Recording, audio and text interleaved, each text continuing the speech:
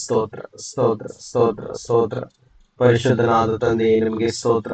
ಯೇಸುವೇ, ನಿಮ್ಮ ಪರಿಶುದ್ಧ ನಾಮದಲ್ಲಿ ನಾವೆಲ್ಲರೂ ಸೇರಿಕೊಂಡು ನಿಮ್ಮ ಸನ್ನಿಧಿಯಲ್ಲಿ ಬಂದಿದ್ದೇವೆ ಕರ್ತನೆ. ನಾವು ದೂರದಲ್ಲಿದ್ದರು, ಒಬ್ಬರನ್ನೊಬ್ರು ನೋಡ್ಲಿಕ್ಕೆ ಆಗದೆ ಇದ್ದರು ಕರ್ತನೆ, ನಿನ್ನ ಪ್ರಸನ್ನತೆ ಎಲ್ಲಕ್ಕಿಂತ ಶ್ರೇಷ್ಠವಾದದ್ದು. ಇಲ್ಲಿ ಸೇರಿರುವಂತ ನಮ್ಮ ಪ್ರೀತಿಯ ಎಲ್ಲ ಹಿರಿಯರು ಮತ್ತು ಸಹೋದರಿಯರಿಗಾಗಿ ನಾನು ಸ್ತೋತ್ರ ಮಾಡುತ್ತೇನೆ ಕರ್ತನೆ. ನಾವೆಲ್ಲರೂ ಒಂದಾಗಿದ್ದೇವೆ ಯೇಸುವೆ, ನಿಮ್ಮ ನಾಮದಲ್ಲಿ ನಂಬಿಕೆ ಇಟ್ಟಿದ್ದೇವೆ, ನಿಮ್ಮನ್ನು ಹಿಂಬಾಲಿಸ್ತಾ ಇದ್ದೇವೆ, ನಮ್ಮ ಜೀವನ ಪೂರ್ತಿ ನಿಮ್ಮನ್ನೇ ಆರಾಧಿಸ್ತಾ ಇದ್ದೇವೆ. ನೀವೇ ನಮ್ಮ ಕರ್ತನು, ನಮ್ಮ ರಕ್ಷಕನು ಎಂದು ನಂಬಿದ್ದೇವೆ. ನಿಮ್ಮನ್ನು ಬಿಟ್ಟರೆ ಬೇರೆ ಯಾರು ಸಹ ಆ ಕರ್ತನಲ್ಲ ಎಂದು ನಾವು ನಂಬಿದ್ದೇವೆ ಸ್ವಾಮಿ. ನೀನೊಬ್ಬನೇ ನಮ್ಮ ಕರ್ತನಾಗಿದೆಯೇ ಎಂದು ನಂಬಿದ್ದೇವೆ. ನೀನು ಪುನಃ ಈ ಭೂಮಿಗೆ ಬರುವನಾಗಿದೆಯೇ ಎಂದು ನಂಬಿದ್ದೇವೆ ಸ್ವಾಮಿ. ನೀನು ಮೊದಲನೇ ಸಲ ಬಂದಾಗ ನೀನು ಲೋಕದ ಪಾಪಗೋಸ್ಕರ ನೀನು ಕ್ರೂಜೆ ಮೇಲೆ ಸತ್ತು ತನ್ನ ರಕ್ತವನ್ನು ಸುರಿಸಿ ಹೂಣಲ್ಪಟ್ಟು ಮೂರನೇ ದಿನ ಎದ್ದು ಬಂದವನಾಗಿ ಪುನರುತ್ಥಾನ ಹೊಂದಿ ಪರಲೋಕಕ್ಕೆ ಏರಿ ಹೋಗಿದ್ಯಾ. ಇವಾಗ ಸುಮಾರು 2000 ವರ್ಷಗಳು ಪೂರ್ಣ ಆಗ್ತಾ ಬಂತು. ಈಗ ನಿನ್ನ ಬರೋಣ ಪುನಃ ಹತ್ತಿರವಾಗಿದೆ ಎಂದು ನಾವು ನಂಬಿದ್ದೇವೆ ಕರ್ತನೆ. ನಮಗೆ ಈ ಸಮಯದಲ್ಲಿ ಅದನ್ನು ಕಲಿತಿರುವಾಗ ನಮ್ಮ ಆತ್ಮದಲ್ಲಿ ಒಂದು ಬದಲಾವಣೆ, ಒಂದು ಉತ್ಸಾಹ, ಒಂದು ಆನಂದ ನಮ್ಮ ಹೃದಯದಲ್ಲಿ ನೀನು ಉದ್ಭವಿಸಬೇಕಾಗಿ ನಾವು ನಿಮ್ಮಲ್ಲಿ ಪ್ರಾರ್ಥಿಸ್ತೇವೆ. ಎಲ್ಲರ ಮನದಲ್ಲಿ ಒಂದು ಆನಂದವನ್ನು ಉಂಟು ಮಾಡು ಕರ್ತನೆ. ಒಂದು ನಿಮ್ಮ ಮೇಲಿರುವಂತ ಗೌರವವನ್ನು ಹೆಚ್ಚಿಸು. ಪಾಪದ ವಿರುದ್ಧವಾಗಿ ಒಂದು ಭಯ ಪಡುವಂತೆ ನಿಮ್ಮನ್ನು ಪ್ರೀತಿಸಿ ನಿಮ್ಮ ಪರಿಶುದ್ಧತೆಯಲ್ಲಿ ಜೀವಿಸಲಿಕ್ಕೆ ಒಂದು ಸಹಾಯ ನಿಮ್ಮ ಆತ್ಮನ ಮೂಲಕ ಕೇಳುತ್ತಾ ನಾವು ಈ ಒಂದು ಅಧ್ಯಯನವನ್ನು ಮಾಡ್ಲಿಕ್ಕೆ ಮುಂದುವರಿತಾ ಇದ್ದೇವೆ. ನಮ್ಮೆಲ್ಲರಿಗೆ ಸಹಾಯ ಮಾಡು. ಪರಿಶುದ್ಧ ಆತ್ಮನಾದ ದೇವರೇ, ನಮ್ಮ ಮಧ್ಯದಲ್ಲಿದ್ದು ಒಬ್ಬೊಬ್ಬರ ಹೃದಯವನ್ನು ಮುಟ್ಟು ತಿಳಿಯಪಡಿಸು. ನಮಗೆ ಒಂದು ಎಚ್ಚರ ಕೊಡು ಸ್ವಾಮಿ. ನಮ್ಮಲ್ಲಿ ಒಂದು ಬದಲಾವಣೆಯನ್ನು ಉಂಟು ಮಾಡು. ನಾವಿದ್ದ ಹಾಗೆ ಇರದೆ ಜಾಗೃತರಾಗಿರ್ಲಿಕ್ಕೆ ನಮ್ಗೆ ಸಹಾಯ ಮಾಡು. ಅದೆಷ್ಟು ಮಾತ್ರಕ್ಕೂ ಇಂಪಾರ್ಟೆಂಟ್ ಆಗಿದೆ ಎಂಬುದನ್ನು ನೀನು ನಮಗೆ ರಿಯಲೈಸ್ ಮಾಡು ಕರ್ತನೆ ಎಂದು ಪ್ರಾರ್ಥಿಸ್ತೇವೆ ಕರ್ತನೆ. ನಿಮ್ಗೆ ವಂದನೆ, ಸ್ತುತಿ, ಸ್ತೋತ್ರಗಳು ಉಂಟಾಗಲಿ ಸಮಯದಲ್ಲಿ. ಯೇಸು ಕ್ರಿಸ್ತ ನಾಮದಲ್ಲಿ ಪ್ರಾರ್ಥಿಸೋರಾಗಿದ್ದೇವೆ. ಆಮೇನ್, ಆಮೇನ್. ಓಕೆ, ಸೊ ನಾನು ಹೇಳಿದ ಹಾಗೆ ಯಾವುದು ವಿಷಯ ಇವತ್ತು ಹೇಳ್ಬೋದಾ? ಬರುವಣದ ವಿಷಯದಲ್ಲಿ. ನೀವು ಎಷ್ಟು ಜನ ಇದ್ರ ಬಗ್ಗೆ ಉತ್ಸುಕರಾಗಿದ್ದೀರಿ? ನಿಮ್ಮಲ್ಲಿ ಎಷ್ಟು ಜನರಿಗೆ ಇದು ವಿಷಯವನ್ನು ಕೇಳಿ ಉತ್ಸಾಹ ಆಗ್ತದೆ?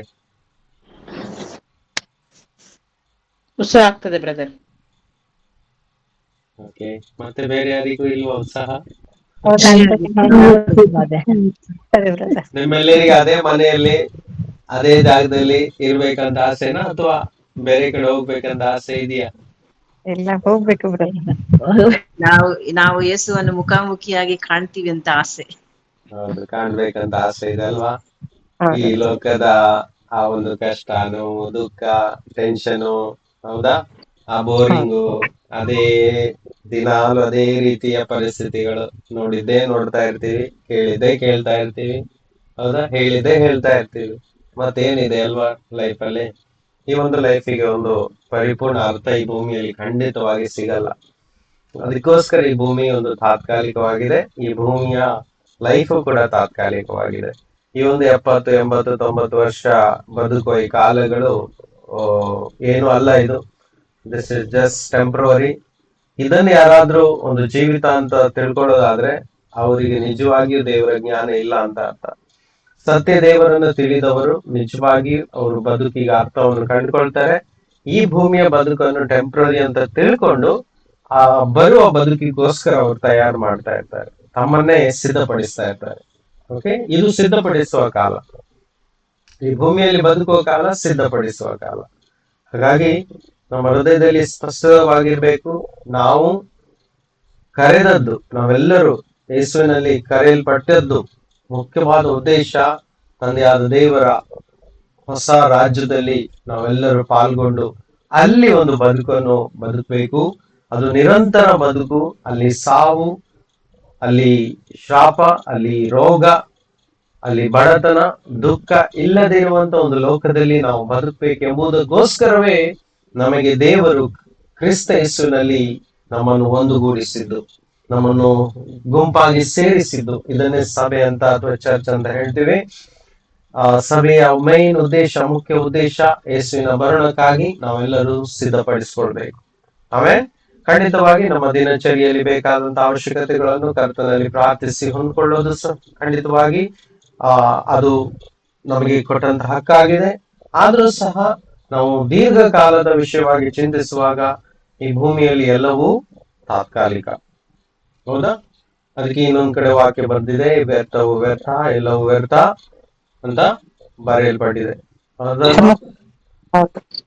S, okay. ಹಾಗಾದ್ರೆ ನಾವು ಇದನ್ನ ಇವತ್ತಿಗೆ ನಾನು ಮುಗಿಸ್ತೀನಿ ಅಂತ ಹೇಳಲ್ಲ. ಎಷ್ಟು ಸಮಯ ಹೋಗ್ತದೋ ನಾವು ನಿರಂತರವಾಗಿ ಮುಂದೆ ಹೋಗ್ತಾ ಇರೋಣ, ಆಯ್ತಾ? 1-2-3 ವಾರ ನಾವು ಹೋಗ್ತಾ ಇರೋಣ.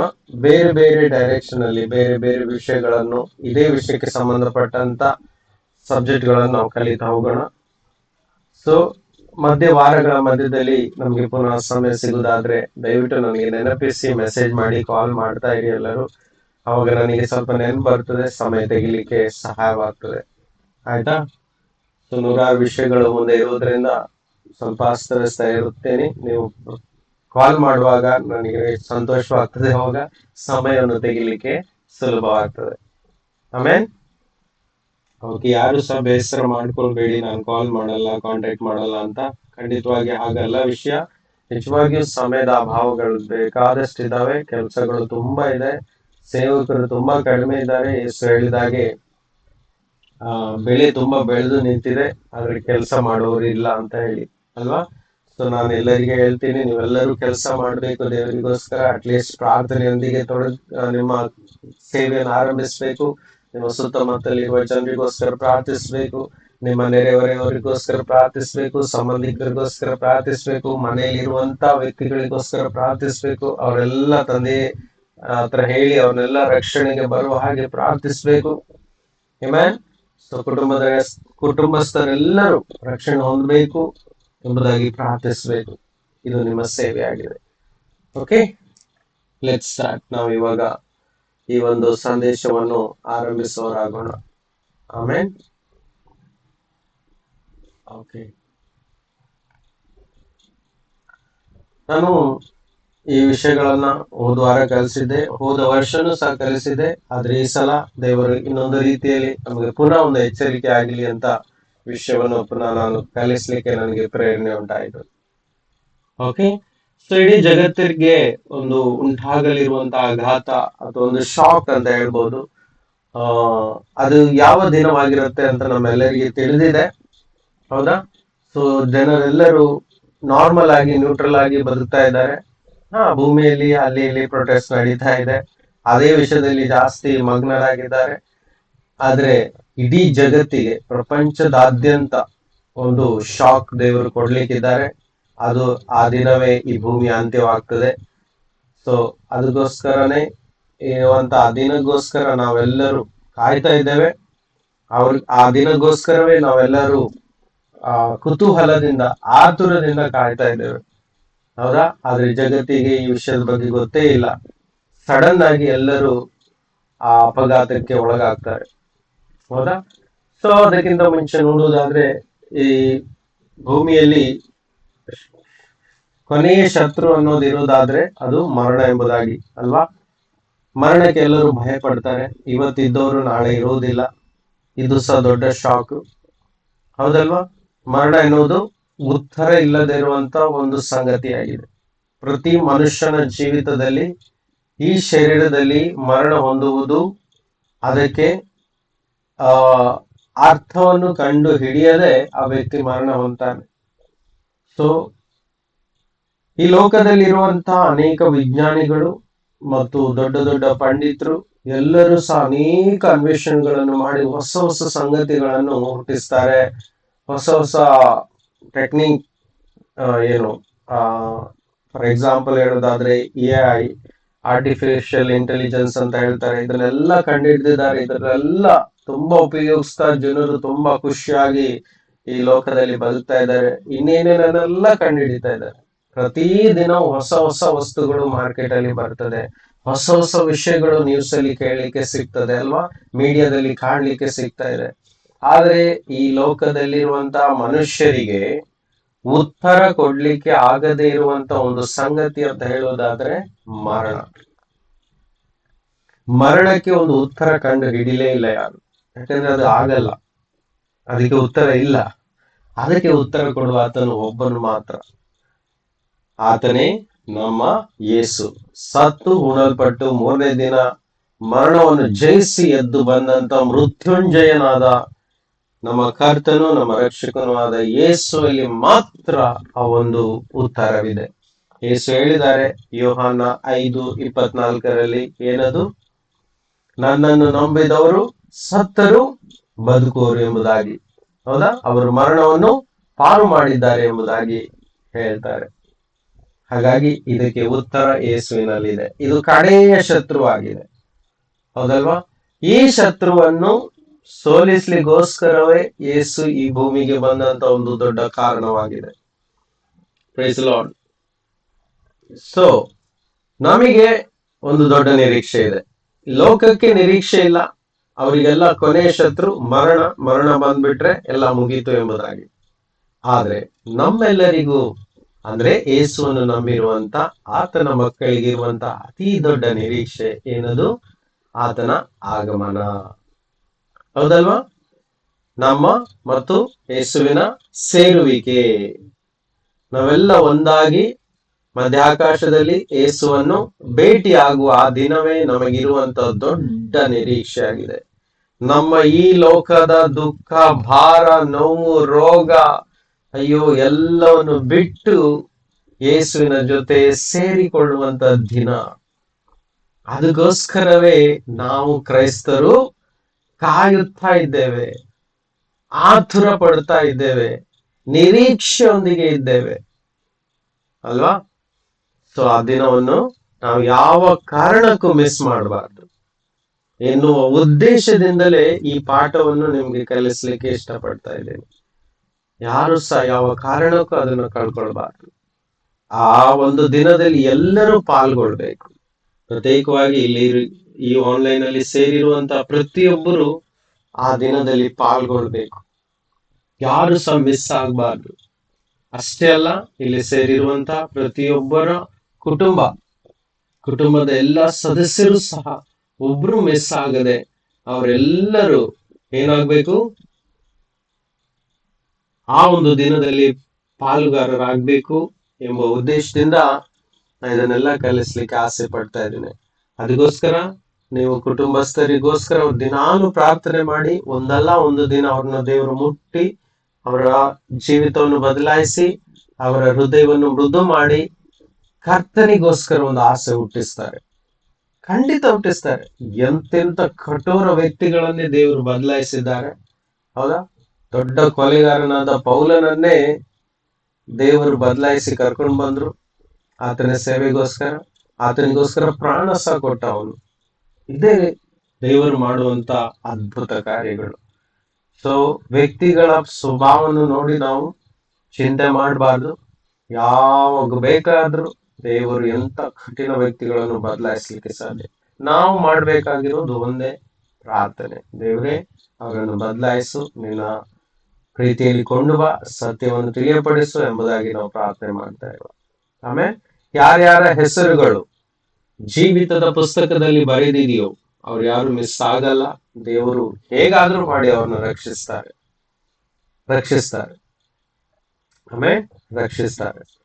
ಸೊ ಹಾಗಾಗಿ ಸಂತೋಷವುಳ್ಳವರಾಗಿ ನಾವು ಈ ಒಂದು ಪಾಠವನ್ನು ಅಧ್ಯಯನ ಮಾಡ್ತಾ ಹೋಗೋಣ. ಓಕೆ, ಸರಿ. ಹಲ್ಲೆಲೂಯಾ. ಸಂತೋಷನ ಎಲ್ಲರಿಗೂ? ಮಧ್ಯೆ ಮಾತಾಡಿ. ಹೌದು. Okay, good. Yes. ಕ್ರಿಸ್ತನ ಬರೋಣ ಮತ್ತು ಕ್ರಿಸ್ತನ ಜೊತೆ ಸಭೆ ಸೇರುವುದು ಅಥವಾ ಆತನ ಜೊತೆ ಮಧ್ಯಾಕಾಶದಲ್ಲಿ ಎತ್ತಲ್ಪಟ್ಟು ಆತನ ಜೊತೆ ಸೇರಿಕೊಳ್ಳುವುದು, ಇದು ಕ್ರಿಸ್ತನ ಬರೋಣದ ದಿನ ಆಗುವಂತ ಮುಖ್ಯ ಉದ್ದೇಶವಾಗಿದೆ. ಮಧ್ಯಾಕಾಶದಲ್ಲಿ ಸೇರುವಾಗ ಈ ಭೂಮಿಯಿಂದ ನಾವು ಅಗಲಿ ಹೋಗ್ತೀವಿ. ಭೂಮಿ ಮೇಲೆ ಕೆಲವೊಂದು ನ್ಯಾಯ ತೀರ್ಪುಗಳು ಆಗ್ಬೇಕಾಗಿರುತ್ತೆ. ನಾವು ಆವಾಗ ಮಧ್ಯಾಕಾಶದಲ್ಲಿ ಗ್ರಹಗಳ ಮಧ್ಯದಲ್ಲಿ ಇರ್ತೀವೋ ಎಲ್ಲಿ ಇರ್ತೀವೋ ನನಗಂತೂ ಗೊತ್ತಿಲ್ಲ. ಆದ್ರೆ ಸುಂದರ ಒಂದು ಲೋಕಗಳನ್ನು ನಾವು ನೋಡ್ತಾ ಇರ್ತೀವಿ. ಯಾಕೆಂದ್ರೆ ನಮ್ಮ ಈ ಕಣ್ಣು ಈ ಶರೀರ ಅಲ್ಲಿ ಹೋಗಿ ಮುಟ್ಲಿಕ್ಕೆ ಸಾಧ್ಯವಿಲ್ಲ. ಹೌದಾ? ನಮ್ಮ ಈ ಶರೀರ ಅಲ್ಲಿ ಹೋಗ್ಲಿಕ್ಕೆ ಆಗುತ್ತಾ? ವಿಮಾನದಲ್ಲಿ ಹೋದ್ರೂ ಸಹ ಸ್ವಲ್ಪ ಕಿಟಕಿಯಿಂದ ನೋಡ್ಬೋದು, ಚಂದವಾಗಿ ಕಾಣ್ತದೆ, ಮಬ್ಬಾಗಿ ಕಾಣ್ತದೆ. ಯಾಕಂದ್ರೆ ಮೇಘಗಳು ಆ ವಿಮಾನವನ್ನು ಆವರಿಸಿಕೊಂಡಿರ್ತದೆ. ಹೌದಾ? ಮೇಘಗಳು ಆವರಿಸಿಕೊಂಡಿರುವುದಕ್ಕೋಸ್ಕರ ಅಷ್ಟು ಸ್ಪಷ್ಟವಾಗಿ ಕಾಣಲ್ಲ. ಆದ್ರೆ ಕೆಲವೊಮ್ಮೆ ಹಗಲಿನಲ್ಲಿ ಪ್ರಯಾಣ ಮಾಡೋದಾದ್ರೆ ಭೂಮಿಯ ಒಂದೊಂದು ಭಾಗಗಳು ಕಾಣ್ಲಿಕ್ಕೆ ಆರಂಭ ಆಗ್ತದೆ, ಅತಿ ಎತ್ತರದಲ್ಲಿ ವಿಮಾನ ಹಾರಾಡುವಾಗ. ಆದ್ರೆ ಯೇಸು ಬರುವ ದಿನದಲ್ಲಿ ನಾವೆಲ್ಲರೂ ಮಧ್ಯ ಆಕಾಶದಲ್ಲಿ ಸೇರುವಾಗ ಗ್ರಹಗಳು, ನಕ್ಷತ್ರಗಳು, ದೇವರ ಸುಂದರ ಸೃಷ್ಟಿಯನ್ನು ಅವತ್ತು ನಾವು ಅನುಭವಿಸ್ಲಿಕ್ಕೆ ಸಾಧ್ಯವಾಗ್ತದೆ. ಆಮೇಲೆ ಈ ವಿಶ್ವ, ಈ ಬ್ರಹ್ಮಾಂಡ ಎಷ್ಟು ದೊಡ್ಡದಿದೆ ಅಂತ ಹೇಳಿದ್ರೆ ಅದು ನಾವು ಊಹಿಸ್ಲಿಕ್ಕೂ ಸಾಧ್ಯವಿಲ್ಲ. ಅಷ್ಟು ದೊಡ್ಡದಾಗಿದೆ ಈ ಬ್ರಹ್ಮಾಂಡ. ಹೌದಲ್ವಾ? ಈ ವಿಶ್ವವನ್ನು ನಾವು ಅಳೆಯಲಿಕ್ಕೆ ಸಾಧ್ಯವಿಲ್ಲ. ಯಾರು ಸಹ ಅಳತೆ ಮಾಡಿದವರು ಸಹ ಈ ಭೂಮಿಯಲ್ಲಿ ಇಲ್ಲ. ಆದ್ರೆ ದೊಡ್ಡ ದೊಡ್ಡ ಕೊಚ್ಕೊಳ್ತಾರೆ, ಹಾಗೆ ಹೀಗೆ ಅಂತ ತನ್ನನ್ನೇ ಹೆಮ್ಮೆ ಪಡಿಸ್ಕೊಳ್ತಾರೆ, ಜಂಬವ ಕೊಚ್ಕೊಳ್ತಾರೆ ಅಲ್ವಾ? ಅಂತ ಎಲ್ಲರೂ ಒಂದು ದಿನ ಯೇಸು ಕರ್ತನು ಬರುವ ದಿನದಲ್ಲಿ ಎಲ್ಲರೂ ತಗ್ಗಿಸಿಕೊಳ್ಳಲೇಬೇಕು. ಎಲ್ಲರೂ ಮೊಣಕಾಲುತ್ತಾರೆ. ಈ ಭೂಲೋಕದ ಎಲ್ಲ ರಾಜರುಗಳು, ಎಷ್ಟು ದೊಡ್ಡ ಹೆಸರುಗಳಿದ್ರೂ ಸಹ, ಎಷ್ಟು ಸಾಮರ್ಥ್ಯ ಪವರ್ ಇದ್ರೂ ಸಹ, ಎಷ್ಟು ಹಣ ಇದ್ರೂ ಸಹ, ಎಷ್ಟು ಬಾಡಿ ಗಾರ್ಡ್ಸ್ ಸೆಕ್ಯೂರಿಟಿ ಇದ್ರೂ ಸಹ, ಯೇಸು ಬರುವ ದಿನದಲ್ಲಿ ಆತನ ಮುಂದೆ ಮೊಣಕಾಲು ಉರಿ, ಯೇಸು ನೀನು ಒಬ್ಬನೇ ರಾಜ ಅಂತ ಹೇಳುವ ಕಾಲ ಬರ್ತದೆ. ಅದು ಬೇಗನೆ ಬರ್ಲಿಕ್ಕಿದೆ. ಇನ್ನು ಹೆಚ್ಚು ದೂರ ಇಲ್ಲ, ಅದು ಹೆಚ್ಚು ಸಮಯ ಇಲ್ಲ. ಅದು ನನಗಂತೂ ಖಂಡಿತವಾಗಿ ಅನಿಸ್ತಾ ಇಲ್ಲ ಇನ್ನು ಏನೋ ಒಂದು 30, 40, 50 ವರ್ಷದವರೆಗೆ ಈ ಭೂಮಿ ಮುಂದೆ ಹೋಗ್ತದೋ ಅನ್ನೋ ಒಂದು ಸಂಶಯ ನನ್ನಲ್ಲಿ ಬಹಳವಾಗಿ ಕಾಡ್ತಾ ಇದೆ. ಖಂಡಿತವಾಗಿ ಅಲ್ಲಿ ತನಕ ಹೋಗಲ್ಲ ಅಂತ ನನಗೆ ಅನಿಸ್ತಾ ಇದೆ. ಯಾಕಂದ್ರೆ ವಾಕ್ಯಗಳ ಪ್ರಕಾರ ಅನೇಕ ಸೂಚನೆಗಳು ಆಲ್ರೆಡಿ ನಡೆದುಕೊಂಡು ಮುಕ್ತಾಯಗೊಂಡಿದೆ. ಇನ್ನು ಕೆಲವೊಂದೇ ಮುಕ್ತಾಯಗೊಳ್ಳಲಿಕ್ಕೆ ಬಾಕಿ ಇದೆ. ಅವೆಲ್ಲ ಚಿಹ್ನೆಗಳನ್ನು ನಾವು ಬರುವ ದಿನಗಳಲ್ಲಿ ಪ್ರತ್ಯೇಕವಾಗಿ ಅದರ ಬಗ್ಗೆ ನಾವು ಸ್ಟಡಿ ಮಾಡುವ. ಆಯ್ತಾ? ಅದನ್ನು ಪ್ರತ್ಯೇಕವಾಗಿ ನಿಮಗೆ ಕಲಿಸ್ತೇನೆ. ಯೇಸು ಬೇಗ ಬರ್ಲಿಕ್ಕೆ ಇರುವಂತ ಮುಖ್ಯವಾದ ಚಿಹ್ನೆಗಳು, ಅದು ಹೇಗೆ ನೆರವೇರಿದೆ, ಮತ್ತೆ ಇನ್ನು ಯೇಸು ಬರುವಂತ ಕ್ಷಣಗಳು ಹೇಗೆ ಇರ್ತದೆ ಅನ್ನೋದನ್ನು ನಾವು ಸ್ವಲ್ಪ ಮಟ್ಟಿಗೆ ತಿಳ್ಕೊಳ್ಳಿಕ್ಕೆ ಪ್ರಯತ್ನ ಪಡುವ. ಇದು ದೇವರ ರಾಜ್ಯ, ಇದು ದೇವರ ಬರೋಣದ ಸಂಗತಿ, ಇದು ಆತನ ಬಗ್ಗೆ ಆಗಿದೆ, ಇದು ಆತನ ವಿಷಯಕ್ಕೆ ಸಂಬಂಧಪಟ್ಟಿದೆ. ಹಾಗಾಗಿ ಆತನ ಬಗ್ಗೆ ಎಷ್ಟು ತಿಳ್ಕೊಂಡ್ರು ಅದು ಆತನಿಗೆ ಮಹಿಮೆ ಆಗ್ತದೆ. ಇದು ಒಂದು ತರದ ಆರಾಧನೆಯೂ ಸಹ ಆಗಿದೆ. ಹೌದಾ? ನಾವು ಆತನ ಬಗ್ಗೆ ಮಾತನಾಡ್ತಿರುವುದೇ ಆತನಿಗೆ ಸಲ್ಲುವಂತ ಗೌರವವಾಗಿದೆ. Amen. Praise the Lord. Okay. ಇಡೀ ಬೈಬಲ್ ಅಲ್ಲಿ ಅನೇಕ ಕಡೆ ಕರ್ತನ ಬರೋಣದ ಬಗ್ಗೆ ಬರೆಯಲ್ಪಟ್ಟಿದೆ. ತುಂಬಾ ಸಲ ಬರೆಯಲ್ಪಟ್ಟಿದೆ. ಹಳೆ ಒಡಂಬಡಿಕೆಯಲ್ಲೂ ಬರೆಯಲ್ಪಟ್ಟಿದೆ, ಹೊಸ ಒಡಂಬಡಿಕೆಯಲ್ಲೂ ಸಹ ಅನೇಕ ಕಡೆ ಬರೆಯಲ್ಪಟ್ಟಿದೆ. ಈ ಒಂದು ಶಬ್ದದ ಬಗ್ಗೆ ನಾನು ಹೆಚ್ಚು ಸಮಯ ಇಲ್ಲಿ ಕಳೀಲಿಕ್ಕೆ ಇಷ್ಟಪಡುವುದಿಲ್ಲ. ಆದ್ರೆ ಒಂದು ಕೆಲವು ನಿಮಿಷಗಳು ನಿಮ್ಗೆ ಹೇಳ್ಬಿಟ್ಟು ಹಾಗೆ ಮುಂದೆ ಹೋಗ್ತೀನಿ. ಇವತ್ತು ಇಡೀ ಪ್ರಪಂಚದಲ್ಲಿ ಕ್ರಿಸ್ತನ ಎರಡನೇ ಬರೋಣಕ್ಕೆ ರ್ಯಾಪ್ಚರ್ ಅಂತ ಒಂದು ಹೇಳುವ ಯೂಶುವಲ್ ಮಾತಾಗಿದೆ. ಹೌದಾ? ಎಲ್ಲರೂ ಯೇಸುವಿನ ಬರೋಣ, ನಮ್ಮ ಸೇರುವಿಕೆ ಅಂತ ಹೇಳೋರು ತುಂಬಾ ಕಡಿಮೆ. ಅದು ರ್ಯಾಪ್ಚರ್ ಬಗ್ಗೆ ತುಂಬಾ ಮಾತಾಡೋರು ಇದ್ದಾರೆ. ಎಷ್ಟು ಜನ ಕೇಳಿದ್ದೀರಿ ಈ ಶಬ್ದವನ್ನು, ರ್ಯಾಪ್ಚರ್ ಎಂಬುದಾಗಿ? ಯಾಕಂದ್ರೆ ಎಲ್ಲ ಮಾಧ್ಯಮದಲ್ಲಿ ವ್ಯಸ್ತರಾಗುತ್ತೆ. ಓಕೆ, ನೀವು ಕೇಳಿದ್ದೀರಾ? ಮತ್ತೆ ಸಿಸ್ಟರ್ ಕೇಳಿದಾರ? ನೀವೆಲ್ಲ ಕೇಳಿದಾರ? ಮತ್ತೆ ಕೇಳಿದವರೆಲ್ಲ ಮ್ಯೂಟ್ ತೆಗೆದು ಹೇಳಿ ಕೇಳಿದ್ದೇನೆ ಅಂತ ಎಂಬುದಾಗಿ.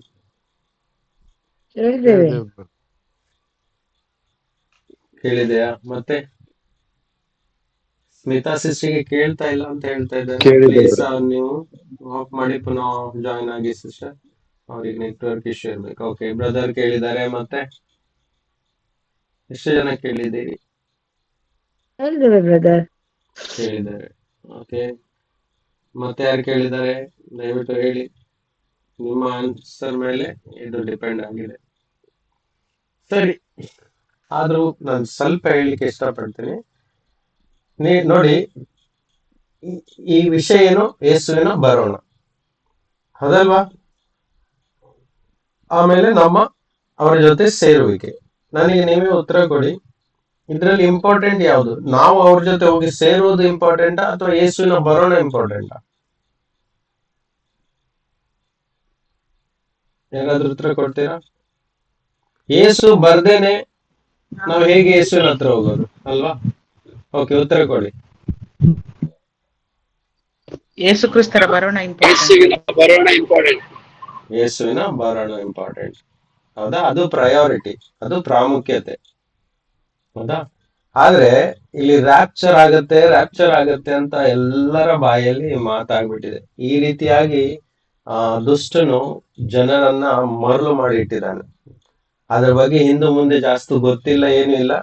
ಮಾಧ್ಯಮದಲ್ಲೆಲ್ಲ ಫೇಮಸ್ ಮಾಡಿಬಿಟ್ಟಿದ್ದಾರೆ. ಪಾಸ್ಟರ್ಸ್ಗಳು ಅದನ್ನೇ ಹೇಳಿ ಹೇಳಿ ಅದನ್ನೇ ಫೇಮಸ್ ಮಾಡಿಬಿಟ್ಟಿದ್ದಾರೆ. ಯೇಸುವಿನ ಬರೋಣ ಎಂಬುದಕ್ಕಿಂತ ಜಾಸ್ತಿಯಾಗಿ ರ್ಯಾಪ್ಚರ್ನೇ ಜಾಸ್ತಿ ಎತ್ತಿ ಹೇಳ್ತಾ ಇದ್ದಾರೆ. ರ್ಯಾಪ್ಚರ್ ಅಂದ್ರೆ ಶಬ್ದದ ಅರ್ಥ ನಾನು ಹೇಳಿಕ್ಕೆ ಇಷ್ಟಪಡ್ತೀನಿ. ರ್ಯಾಪ್ಚರ್ ಅಂದ್ರೆ ಮತ್ತೇನು ಅಲ್ಲ ವಿಷಯ. ನೋಡಿ, 1 ಥೆಸಲೋನಿಯ 4ನೇ ಅಧ್ಯಾಯ ವಾಕ್ಯ 17ರಲ್ಲಿ ನಾವು ಈ ಕನ್ನಡ ಶಬ್ದ ನೋಡ್ಬೋದು, ಪಕ್ಕನೆ ಒಯ್ಯಲ್ಪಡುವೆವು. ಇಂಗ್ಲಿಷ್ ಅಲ್ಲಿ ಹೀಗೆ ಬರೆದಿದೆ, ಕಾಟ್ up together with them. Cot up together ಅಂತ ಹೇಳಿದ್ರೆ ಪಕ್ಕನೆ ಎತ್ತಲ್ಪಡುವೆವು. ಎಲ್ಲಿಗೆ? ಸ್ವಾಮಿ ಮಧ್ಯ ಆಕಾಶದಲ್ಲಿ ಬರ್ತಾರೆ ಅಲ್ವಾ? 16ನೇ ವಾಕ್ಯದಲ್ಲಿ ಇದೆ, ದೇವರ ತೊತ್ತುರಿ ಧ್ವನಿಯೊಡನೆಯು ಆಕಾಶದಿಂದ ಇಳಿದು ಬರುವನು. ಯಾರು? ಕ್ರಿಸ್ತನು. ಆಗ ಕ್ರಿಸ್ತನಲ್ಲಿ ಇರುವರು ಮೊದಲು ಎದ್ದು ಬರುವರು, ಮತ್ತೆ ಆಮೇಲೆ ಜೀವದಿಂದ ಉಳಿದಿರುವರು ನಾವು ಅಂತರಿಕ್ಷದಲ್ಲಿ ಕರ್ತನನ್ನು ಎದುರುಗೊಳ್ಳುವುದಕ್ಕಾಗಿ ಅವರ ಸಂಗಡಲೇ ಮೇಘವಾಹನರಾಗಿ ಪಕ್ಕನೆ ಒಯ್ಯಲ್ಪಡುವೆವು. ಓಕೆ, ನಾವು ಪಕ್ಕನೆ ಒಯ್ಯಲ್ಪಡುವೆವು ಅಥವಾ ಅವ್ರ ಜೊತೆ ಹೋಗಿ ಸೇರುವೆವು, ಎತ್ತಲ್ಪಡುವೆವು ಕ್ಷಣ ಮಾತ್ರದಲ್ಲಿ. ಅದು ದೇವರ ಶಕ್ತಿಯಿಂದ. ಆ ಒಯ್ಯಲ್ಪಡುವೆವು ಎನ್ನುವ ಶಬ್ದ, ಕಾಟ್ ಅಪ್, ಮೇಲಕ್ಕೆ ಎತ್ತಲ್ಪಡುವೆವು ಎಂಬುವ ಶಬ್ದ ಗ್ರೀಕ್ ಭಾಷೆಯಲ್ಲಿ ಏನಿದೆ ಅಂತ ಹೇಳಿದ್ರೆ, ಅದರ ಗ್ರೀಕ್ ಶಬ್ದ ಹರ್ಪಾಜೋ ಎಂಬುದಾಗಿ. ಹರ್ಪಾಜೋ ಅಂತ ಹೇಳಿದ್ರೆ ಏನು? ಎತ್ತಲ್ಪಡುವೆವು. ಆ ಹರ್ಪಾಜೋ ಎಂಬ ಶಬ್ದ ಲ್ಯಾಟಿನ್ ಶಬ್ದದಲ್ಲಿ ರ್ಯಾಪ್ಚರ್ ಎಂಬುದಾಗಿ ಹೇಳಲ್ಪಟ್ಟಿದೆ. ಲ್ಯಾಟಿನ್ ಶಬ್ದ, ಲ್ಯಾಟಿನ್ ಅಂದ್ರೆ ರೋಮನ್ಸ್ ಇದಾರಲ್ಲ, ರೋಮನ್ ಕ್ಯಾಥಲಿಕ್ ಚರ್ಚ್ ಅಲ್ಲಿ ಇವತ್ತು ಸಹ ಲ್ಯಾಟಿನ್ ಅಲ್ಲಿ ಮಿಸ್ಸ ಬಲಿಪೂಜೆ ಎಲ್ಲ ನಡೀತದೆ. ಈ ಗ್ರೀಕ್ ಅಂತೀನಿ, ಲ್ಯಾಟಿನ್ ಎನ್ನುವ ಭಾಷೆ ವ್ಯಾಟಿಕನ್ ಸಿಟಿಯ ಮುಖ್ಯ ಭಾಷೆ ಆಗಿದೆ. ವ್ಯಾಟಿಕನ್ ಬಗ್ಗೆ ನಾನು ಕಲಿಸಿದ್ದೇನೆ ಅಲ್ವಾ? ಅಂತ್ಯಕ್ರಿಸ್ತನ ಸಾಮ್ರಾಜ್ಯದ ಮುಖ್ಯ ಭಾಷೆ ಲ್ಯಾಟಿನ್. ಅಂತ್ಯಕ್ರಿಸ್ತನು ಆಳಿದಂತ ಮತ್ತು ಉಪಯೋಗಿಸಿದಂತ ಭಾಷೆ ಲ್ಯಾಟಿನ್. ಆತನ ಕಾಲದಲ್ಲಿ ಆತನನ್ನು ಪ್ರೊಟೆಕ್ಟ್ ಮಾಡಲಿಕ್ಕೆ ಒಂದು ಹುಟ್ಟು ಹಾಕಿಸಿದಂತ ದೊಡ್ಡ ಒಂದು ತಪ್ಪು ತೇರಿ ಈ ರ್ಯಾಪ್ಚರ್ ತೇರಿ ಆಗಿದೆ. ಆ ಶಬ್ದವೇ ನೋಡಿ ಯಾವ ಭಾಷೆಗೆ ಒಳಗೊಂಡಿದೆ? ಲ್ಯಾಟಿನ್. ಹೌದಾ? ಅದು ಇಂಗ್ಲಿಷ್ ಶಬ್ದ ಅಲ್ಲ, ಗ್ರೀಕ್ ಶಬ್ದ ಅಲ್ಲ, ಕನ್ನಡ ಶಬ್ದ ಅಲ್ಲ, ಹಿಂದಿ ಶಬ್ದ ಅಲ್ಲವೇ ಅಲ್ಲ. ಆದ್ರೆ ರ್ಯಾಪ್ಚರ್ ಎಂಬುದು ಲ್ಯಾಟಿನ್ ಶಬ್ದ. ಸೊ ಲ್ಯಾಟಿನ್ ಶಬ್ದ ಇವತ್ತು ಪ್ರಪಂಚದಾದ್ಯಂತ ಅನೇಕ ವಿಶ್ವಾಸಿಗಳ ಬಾಯಲ್ಲಿ ಅದು ಪದೇ ಪದೇ ತಿರುಗ್ತಾ ಇದೆ, ರ್ಯಾಪ್ಚರ್. ಇದನ್ನು ಹುಟ್ಟು ಹಾಕಿಸಿದ್ದು ಕೆಲವೊಂದು ಫಾದರ್ಗಳು ಸೇರಿ ಈ ಒಂದು ಥಿಯರಿಯನ್ನು. ಅರ್ಥ ಆಗ್ತಿದೆಯಲ್ಲ? ನಾನು ಸ್ವಲ್ಪನೇ ಹೇಳಿ ಜಾಸ್ತಿ ಆಳದಲ್ಲಿ ಹೋಗಲ್ಲ. ಅದಕ್ಕೋಸ್ಕರ ರ್ಯಾಪ್ಚರ್ ಅಂತ ಹೇಳಿದ್ರೆ ಎತ್ತಲ್ಪಡುವುದು. ನೋಡಿ, ನಾವು ಎತ್ತಲ್ಪಡ್ತೀವಿ ಅಂತ ಪದೇ ಪದೇ ಹೇಳ್ಕೊಳ್ತಾರೆ.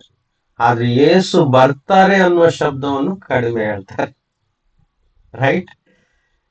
ಬೈಬಲ್ನ ಕೊನೆಯ ಭಾಗದಲ್ಲಿ, ಪ್ರಕಟಣೆಯ ಪುಸ್ತಕ 22ನೇ ಅಧ್ಯಾಯದ ಕೊನೆಯ 2 ವಾಕ್ಯಗಳಲ್ಲಿ ನೋಡ್ಬೋದು, ಯೇಸುವೇ ಬೇಗನೆ ಬಾ ಎಂಬುದಾಗಿ. ನಾವು ನಿಮ್ಮ ಹತ್ರ ಬೇಗನೆ ಬರ್ತೀವಿ ಎಂಬುದಾಗಿ ಅಲ್ಲ ಬರೆದಿರೋದು, ಯೇಸುವೇ ಬೇಗನೆ ಬಾ ಎಂಬುದಾಗಿ ಬರೆಯಲ್ಪಟ್ಟಿದೆ ಅಲ್ವಾ? ಲಾರ್ಡ್ ಜೀಸಸ್ ಕಮ್ ಸೂನ್ ಅಂತ ಬರೆಯಲ್ಪಟ್ಟಿದೆ. ಆದ್ರೆ ಎಲ್ಲರೂ ಇವತ್ತು ರ್ಯಾಪ್ಚರ್, ನಾವು ಬೇಗ ಹೋಗ್ತೀವಿ, ನಾವು ಎತ್ತಲ್ಪಡ್ತೀವಿ ಅಂತ ಹೇಳ್ತಾ ಇರ್ತಾರೆ. ಸೊ ದೇವರಿಗೆ ಮಹಿಮೆ ಆಗೋದು ಯಾವುದು? ಯೇಸುವೆ ನೀನು ಬೇಗ ಬಾ. ಹೌದಾ? ಯೇಸುವೆ ನೀನು ಬೇಗ ಬಾ. ರ್ಯಾಪ್ಚರ್ ಅಂದ್ರೆ ನಾವು ನಿಮ್ಮ ಹತ್ರ ಬರ್ತೀವಿ. ಪ್ರಯಾರಿಟಿ ಎಷ್ಟು ಜನರಿಗೆ ಅರ್ಥ ಆಗ್ತಾ ಇದೆ? Praise lord. ಎಷ್ಟು ಜನರಿಗೆ ಅರ್ಥ ಆಗ್ತಾ ಇದೆ? ಅರ್ಥ ಇದೀರಾ? ಆಗ್ತದೆ ಬ್ರದರ್. ಹಾ, ಅರ್ಥ ಆಗ್ತಿದೆ brother. Thank you brother. Yes yes yes. So ವಾಕ್ಯ ತುಂಬಾ ಸ್ಪಷ್ಟವಾಗಿದೆ. ಅದಕ್ಕೆ ಅಲ್ಲಿ ಇಲ್ಲಿ ಹೇಳೋದನ್ನು ನಾವು ನಂಬಬಾರದು. ವಿಷ ಹಾಕ್ಬಿಟ್ಟಿದ್ದಾನೆ ಸಭೆಯೊಳಗೆ, ಕ್ರಿಸ್ತಿಯ ಮಂಡಲದಲ್ಲಿ. ಅದಕ್ಕೋಸ್ಕರ ವಾಕ್ಯ ಯಾರಲ್ಲಿ ಇರ್ತದೋ, ವಾಕ್ಯದಲ್ಲಿ ಯಾರು ಆಳವಾಗಿರ್ತಾರೋ ಅವರನ್ನು ಯಾವ ಕಾರಣಕ್ಕೂ ದುಷ್ಟನು ನಮ್ಮನ್ನು ಏನು ವಂಚಿಸ್ಲಿಕ್ಕೆ ಸಾಧ್ಯವಿಲ್ಲ. ಓಕೆ, ಎನಿವೆ ಇದನ್ನು ಬಿಟ್ಟು ಬಿಡುವ. ನಮ್ಗೆ ರ್ಯಾಪ್ಚರ್ ಶಬ್ದ ಬೇಡವೇ ಬೇಡ. ಯಾಕಂದ್ರೆ ಅದು ಲ್ಯಾಟಿನ್ ಶಬ್ದವಾಗಿದೆ. ಲ್ಯಾಟಿನ್ ಆಳಿದಂತ ರಾಜರುಗಳು ಯಾರು? ಪೋಪ್ ಅಲ್ವಾ? ಪೋಪ್ ಸಿಸ್ಟಮ್ ಯಾರು? ನಮ್ಗೆ ಕ್ಲೀನ್ ಆಗಿ ಗೊತ್ತಾಗಿದೆ. ನಾವು ಆಲ್ರೆಡಿ ಹೋದ ಕಾಲಗಳಲ್ಲೆಲ್ಲ ಅವ್ರ ಬಗ್ಗೆ ತುಂಬಾ ಕಲ್ತಿದ್ದೀವಿ. ಅವರೇ ಅಂತ್ಯ ಕ್ರೈಸ್ತರು ಅಂತ. ಹೌದಾ? ಆಂಟಿ ಕ್ರೈಸ್ಟ್ ಸಿಸ್ಟಮ್, ಆ ಮೃಗ ಏನು ಅಂತ ನಮ್ಗೆ ಗೊತ್ತಾಗಿದೆ. ರೈಟ್? ಓಕೆ, ಹಾಗಾದ್ರೆ ನಾವು ಯೇಸುವಿನ ಎರಡನೇ ಬರೋಣ ಎಂಬುದನ್ನೇ ಪದೇ ಪದೇ ಹೇಳ್ತಾ, ಯೇಸುವೆ ನೀನು ಬೇಗ ಬಾ, ನಮ್ಮನ್ನು ಸಹಾಯ ಮಾಡು, ಸಿದ್ಧರಾಗ್ಲಿಕ್ಕೆ, ನಿಮ್ಮ ಜೊತೆ ಬಂದು ಸೇರ್ಲಿಕ್ಕೆ ಅಂತ ಪ್ರಾರ್ಥನೆಯಲ್ಲಿ ಜಾಸ್ತಿ ನಾವು ಈ ಶಬ್ದಗಳನ್ನು ಉಪಯೋಗಿಸುವ. ಈಗ ರ್ಯಾಪ್ಚರ್ ಎಂಬ ಶಬ್ದವನ್ನು ಬದಿಯಲ್ಲಿ ಇಟ್ಟು ಬಿಡೋಣ. ನಮಗೆ ಅವಶ್ಯಕತೆ ಇದೆಯಾ? ಇಲ್ಲ. ಹೇಳೋರು ಹೇಳ್ತಾ ಇರ್ಲಿ. ಓಕೆ, 1 ಥೆಸಲೋನಿಯದವರಿಗೆ ಬರೆದ ಪತ್ರದಲ್ಲಿ 4ನೇ ಅಧ್ಯಾಯ 18ನೇ ವಾಕ್ಯ ನೋಡುವಾಗ, ಆದ ಕಾರಣ ಈ ಮಾತುಗಳಿಂದ ಏನದು? ಯೇಸುವಿನ ಬರೋಣ ಮತ್ತು ಯೇಸುವಿನ ಬಂದ ನಂತರ ಸತ್ತವರು ಮೊದಲು ಹೇಳ್ತಾರೆ, ಆಮೇಲೆ ಬದುಕಿರುವವರು ನಾವು ಆತನ ಕಡೆ ಸೇರ್ತೀವಿ. ಈ ವಾಕ್ಯ ಬೇಕಾದ್ರೆ ಇನ್ನೊಂದ್ಸಲ ಓದಿ, ಯಾರಾದ್ರೂ ಓದಿ. 1 ಥೆಸಲೋನಿಯ 4ನೇ ಅಧ್ಯಾಯ 16ನೇ ವಾಕ್ಯ ಮತ್ತು 4ನೇ ಅಧ್ಯಾಯ 17ನೇ ವಾಕ್ಯ ಓದಿ.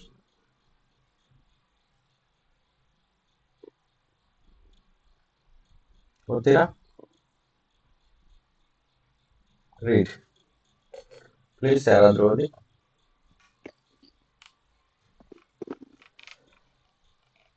ಪ್ರಧಾನ ದೂತನ ಶಬ್ದದೊಡನೆಯೂ ದೇವರ ತುತ್ತೂರಿ ಧ್ವನಿಯೊಡನೆಯೂ ಆಕಾಶದಿಂದ ಇಳಿದು ಬರುವನು. ಆಗ ಕ್ರಿಸ್ತನ ಸತ್ತವರು ಮೊದಲು ಎದ್ದು ಬರುವರು. ಆಮೇಲೆ ಜೀವದಿಂದುಳಿದಿರುವ ನಾವು ಅಂತರಿಕ್ಷದಲ್ಲಿ ಕರ್ತನನ್ನು ಎದುರುಗೊಳ್ಳುವುದಕ್ಕಾಗಿ ಅವರ ಸಂಗಡಲೇ ಮೇಘವಾಹನರಾಗಿ ಪಕ್ಕನೆ ಒಯ್ಯಲ್ಪಡುವೆವು. ಹೀಗಾಗಿ ನಾವು ಸದಾಕಾಲವು ಕರ್ತನ ಜೊತೆಯಲ್ಲಿರುವೆವು. ಆದ ಕಾರಣ ಈ ಮಾತುಗಳಿಂದ ಒಬ್ಬರನ್ನೊಬ್ಬರು ಸಂತೈಸಿರಿ. ಆಮೇನ್. ಹೀಗಾಗಿ ನಾವು ಸದಾ ಕಾಲ ಆ ಕರ್ತನ ಜೊತೆಯಲ್ಲಿರುವೆವು. ಯಾವಾಗ? ಆತನು ಅಂತರಿಕ್ಷದಲ್ಲಿ ಬಂದ ನಂತರ. ಅರ್ಥ ಆಗ್ತಿದ್ಯಾ? ಅಂತರಿಕ್ಷದಲ್ಲಿ ಬಂದ ನಂತರ ಕರ್ತನ ಜೊತೆಯಲ್ಲಿ ನಾವು ಸದಾ ಕಾಲ ಇರ್ತೀವಿ. ಇನ್ಮೇಲೆ ದುಃಖ ಇಲ್ಲ, ಮರಣ ಇಲ್ಲ, ಬಡತನ ಇಲ್ಲ, ನಾಳೆ ಕೆಲಸಕ್ಕೆ ಹೋಗ್ಬೇಕಂತ ಇಲ್ಲ, ಬೆವರು ಸುರಿಸ್ಬೇಕಂತ ಇಲ್ಲ, ರೋಗದ ಬಗ್ಗೆ ಚಿಂತೆ ಇಲ್ಲ, ಬ್ಲಡ್ ಟೆಸ್ಟ್ ಮಾಡ್ಬೇಕಂತ ಇಲ್ಲ, ಸ್ಕ್ಯಾನಿಂಗ್ ರಿಪೋರ್ಟ್ ಬಗ್ಗೆ ಚಿಂತೆ ಇಲ್ಲ. ಹೌದಲ್ವಾ? ಸೊ ಇವೆಲ್ಲ ಚಿಂತೆಗಳಿಂದ BP, ಶುಗರು, ಕಿಡ್ನಿ ಕಲ್ಲು, ಲೆಕ್ಕ ಹಾಕಿದ್ರೆ ಎಷ್ಟೋ ರೋಗಗಳಲ್ಲಿ ಎಷ್ಟು ನೀವೇ ಕೊಡ್ತೀರಿ. ಇವಾಗ ನಮ್ ಜೊತೆ ಸೇರಿದವರಲ್ಲೇ ಎಷ್ಟೋ ರೋಗಗಳು ಅಲ್ಲಲ್ಲೇ ಇದ್ದಾವೆ. ಹೌದಲ್ವಾ? ಇದಕ್ಕೆಲ್ಲ ಎಂಡ್ ಆಗುವಂತ ದಿನ ಅದು. ಇದಕ್ಕೆಲ್ಲ ಅಂತ್ಯ ಹೇಳುವಂತ ದಿನ ಅದು. ಕರ್ತನ ಜೊತೆಯಲ್ಲಿರುವೆವು. ಇದನ್ನ ನಾವು ಏನ್ ಮಾಡ್ಬೇಕಂತೆ? ಈ ಮಾತುಗಳನ್ನು ಒಬ್ರಿಗೊಬ್ರು ಹೇಳಿ ಅವ್ರನ್ನ ಸಂತೈಸ್ಬೇಕು. ಇದು ಮನೆ ಮಾತಾಗಿರ್ಬೇಕು. ನಮ್ಮ ಬಾಯಲ್ಲಿ ಬರುವಂತ ಪದೇ ಪದೇ ಮಾತಾಗಿರ್ಬೇಕು. ಹೆಸರಿಗೆ ಅರ್ಥ ಆಗ್ತಿದೆ? ನಾವು ಬೇಡದಿರುವಂತ ಭಾರಗಳ ಬಗ್ಗೆ, ಚಿಂತೆಗಳ ಬಗ್ಗೆ ಯೋಚನೆ ಮಾಡ್ತಾ ಇದನ್ನೇ ಹಂಚ್ಕೊಳ್ತಾ ಇರ್ತೀವಿ. ದುಃಖಗಳನ್ನ ಹೇಳ್ತಾ ಇರ್ತೀವಿ. ಎಲ್ಲೋ ಒಂದ್ ಕಡೆ ಮರಣ ಉಂಟಾಯ್ತು, ಆಕ್ಸಿಡೆಂಟ್ ಆಯ್ತು, ಹೀಗೆ ಕೊಲೆ ಆಯ್ತು, ಹಾಗೆ ಆಯ್ತು ಎನ್ನುವಂತ ನೆಗೆಟಿವ್ ಪಾಯಿಂಟ್ಗಳು ನಮ್ಮ ಬಾಯಲ್ಲಿ ತುಂಬಿಕೊಂಡಿರ್ತದೆ. ಎಲ್ಲೋ ಒಂದ್ ಕಡೆ ಅಪಘಾತ ಆಯ್ತು, ಅಲ್ಲಿ ಇಷ್ಟು ಜನ ತೀರೋದ್ರು, ಅದ್ರ ಬಗ್ಗೆ ಚೆನ್ನಾಗಿ ವಿವರಿಸ್ತಾರೆ. ನ್ಯೂಸ್ ನೋಡಿರ್ತಾರಲ್ಲ, ಅದೇ ಈ ವಾಕ್ಯವನ್ನು ವಿವರಿಸ್ಲಿಕ್ಕೆ ಕೇಳಿ ಗೊತ್ತೇ ಇರಲ್ಲ, ನೆನಪೇ ಇರಲ್ಲ. ಅದೇ ನ್ಯೂಸ್ ಬಗ್ಗೆ ಕೇಳಿ ಡೀಟೇಲ್ಸ್ ಆಗಿ ಹೇಳ್ತಾರೆ. ಸೊ ಇದೆ ನಮ್ಮ ಬಾಯಿ ಮಾತುಗಳಲ್ಲಿ, ಅಂದ್ರೆ ದಿನಾಲು ನಮ್ಮ ಮಾತಾಡುವಂತ ಸಬ್ಜೆಕ್ಟ್ಗಳಲ್ಲಿ ಕರ್ತನ ಬಗ್ಗೆ ಜಾಸ್ತಿ ಇರ್ಬೇಕು ವಿಷಯ. ಇದನ್ನೇ ನಾವು ಪದೇ ಪದೇ ಹೇಳುವರಾಗ್ಬೇಕು. ಅದು ಕರ್ತನಿಗೆ ಸಂತೋಷ. ಅದು ತನ್ನ ಮಕ್ಕಳು ತನ್ನ ಬಗ್ಗೆ ಮಾತಾಡ್ತಾ ಇದ್ದಾರೆ, ನಮ್ಮ ಅಪ್ಪ ಬರ್ತಾ ಇದ್ದಾನೆ ಅಂತ ಇವರು ಒಬ್ರಿಗೊಬ್ರು ಹೇಳ್ತಾ ಇದ್ದಾರೆ, ನಮ್ಮ ಅಪ್ಪ ಬಂದು ನಮ್ಗೆ ಕರ್ಕೊಂಡು ಹೋಗ್ತಾರೆ, ಇನ್ನು ಟೆನ್ಷನ್ ಮಾಡ್ಬೇಕಾಗಿಲ್ಲಪ್ಪ, ನೆಮ್ಮದಿಯಾಗಿರು, ನೀನು ದುಃಖ ಪಡ್ಬೇಡ, ನಮ್ಗೆಲ್ಲರಿಗೂ ಏನೇ ಆದ್ರೂ ಸರಿ ಭೂಮಿ ಮೇಲೆ ಒಂದಿನ ಬರುತ್ತೆ ನಮ್ಮನ್ನೆಲ್ಲ ಕರ್ಕೊಂಡು ಹೋಗ್ತಾರೆ. ಅದು ಒಂದ್ ವೇಳೆ ಬದುಕಿದ್ರು ಸಹ, ಒಂದ್ ವೇಳೆ ನಾವು ಮಣ್ಣಲ್ಲಿ ಸೇರಿದ್ರು ಸಹ ನಮ್ಗೆ ಹೇಳ್ಬೇಕು ಮಣ್ಣಿಂದ, ಹೌದಾ ಅಂತ ಮಾತುಗಳನ್ನು ಹೇಳ್ತಾ ಇದೆ. ಇಲ್ಲಿ ನೋಡಿ, ಆಗ ಕ್ರಿಸ್ತನಲ್ಲಿರುವ ಸತ್ತವರು ಮೊದಲು ಎದ್ದು ಬರುವರು. ನೋಡಿ, ಸತ್ರು ಒಂದ್ ವೇಳೆ ಕ್ರಿಸ್ತನನ್ನು ನಂಬಿಕೊಳ್ತಾ ಸತ್ರು ಸಹ ಅವರು ಮೊದಲು ಎದ್ದು ಬರ್ತಾರೆ. ನಾವು ಜೀವಂತವಾಗಿರುವವರ ಮುಂದೆಯೇ ಅವರು ಮೊದಲು ಎದ್ದು ಬರ್ತಾರೆ. ಇದನ್ನ ಹೇಳ್ಬೇಕೆಲ್ರಿಗೂ. ನಾವು ಫಸ್ಟ್ ಅಲ್ಲ, ಕರ್ತನನ್ನು ನಂಬಿ 2000 ವರ್ಷಗಳಿಂದ ಮಣ್ಣಲ್ಲಿ ಹೂಣಲ್ಪಟ್ಟಿದ್ದಾರೆ ನೋಡಿ, ಅವರ ಆತ್ಮಗಳು ಎಲ್ಲಿ ಇದೆ ನೋಡಿ, ಅಲ್ಲಿಂದ ಅವರು ಮೊದಲು ಹೊಸ ಶರೀರವನ್ನು ಹೊಂದಿಕೊಂಡು ಕರ್ತನನ್ನು ಭೇಟಿ ಆಗ್ತಾರೆ. ಆಮೇಲೆ ನಾವು ಬದುಕು ಉಳಿದಿರುವವರು. ಇವತ್ತು ನಾವು ಮಾತಾಡ್ತಾ ಇದ್ದೇವಲ್ಲ, ಕರ್ತನನ್ನು ಆರಾಧಿಸ್ತಾ ಇದ್ದೇವೆ ಶರೀರದಲ್ಲಿ ಇದ್ದುಕೊಂಡು. ಈ ಶರೀರದಲ್ಲಿರುವವರು ಇವತ್ತು ಏನಾಗ್ತಾರೆ, ಕರ್ತನ ಬರುವ ದಿನದಲ್ಲಿ ಕರ್ತನ ಜೊತೆ ಸೇರ್ತಾರೆ. ಸೊ ಸತ್ತವರು ಮತ್ತು ಬದುಕಿರುವವರು ಇಬ್ರು ಸಹ ಸೇರ್ಕೊಳ್ತಾರೆ ಅಲ್ಲಿ ಅಂತ ಒಬ್ರಿಗೊಬ್ರಿಗೆ ಹೇಳ್ಕೊಳ್ತಾ ಸಂತೋಷವಾಗಿ ದಿನಾಲು ಮಾತುಕತೆ ಆಡ್ತಾ ಇರ್ಬೇಕು. ಇನ್ಮೇಲೆ ಕೆಟ್ಟ ಕೆಟ್ಟ ನ್ಯೂಸ್ ಗಳನ್ನೆಲ್ಲ ಹರಡಿಸಬಾರ್ದು. ಅಲ್ಲಿ ಹೀಗಾಯ್ತು, ಇಲ್ಲಿ ಹಾಗಾಯ್ತು, ಅಲ್ಲಿ ಟೆನ್ಷನು, ಈ ಟೆನ್ಷನು. ನೋ. ಏನಾದ್ರು ಎಚ್ಚರಿಸಲು ಇರುವಂತ ವಿಷಯಗಳನ್ನು ಹೇಳ್ಬೋದು. ಅದು ಬಿಟ್ಟು ಎಲ್ಲೋ ಒಂದೇನೋ ಘಟನೆ ನಡೀತು, ನಮ್ಗೆ ಅದರಿಂದ ಯಾವ ಪ್ರಯೋಜನ ಇಲ್ಲ, ಬದಲಿಗೆ ದುಃಖನೇ ಕೊಡ್ತದೆ ಅಂದ್ರೆ ಅಂತ ನ್ಯೂಸ್ ಗಳನ್ನ ಹರಡಿಸಬಾರ್ದು. ಓಕೆ, ಸರಿ. ನೆಕ್ಸ್ಟ್ 1 ಕೊರಿಂಥ 15ನೇ ಅಧ್ಯಾಯ ವಾಕ್ಯ 50. 1 Corinthians chapter 15 verse 50.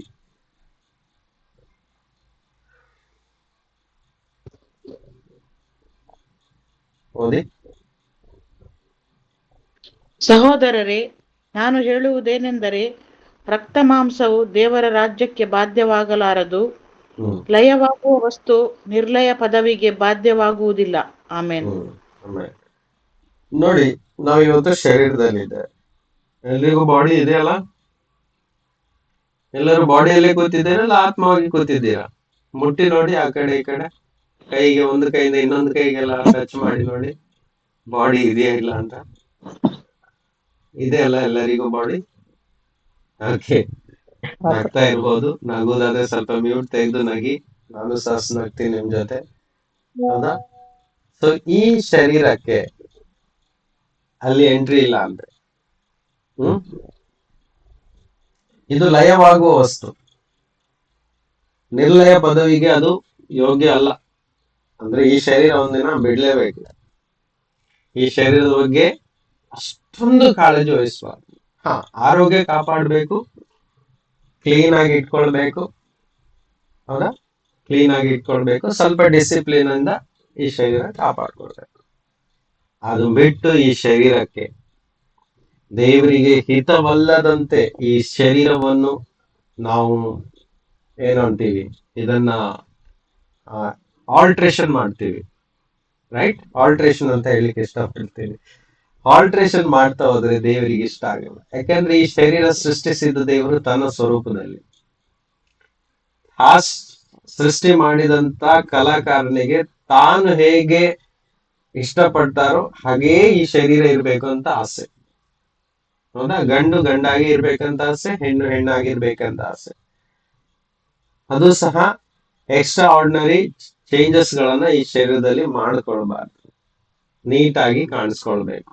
ನಮ್ಮ ಬಟ್ಟೆ ತೊಡುವ ರೀತಿಯಲ್ಲಿ, ಆಭರಣಗಳು ಹಾಕುವ ರೀತಿಯಲ್ಲಿ, ಎಲ್ಲದರಲ್ಲೂ ಒಂದು ಇತಿಮಿತಿ ಸಿಸ್ಟಮ್ಯಾಟಿಕ್ ಇರ್ಬೇಕು ಅನ್ನೋದು ದೇವರ ಆಸೆ. ಯಾಕೆ?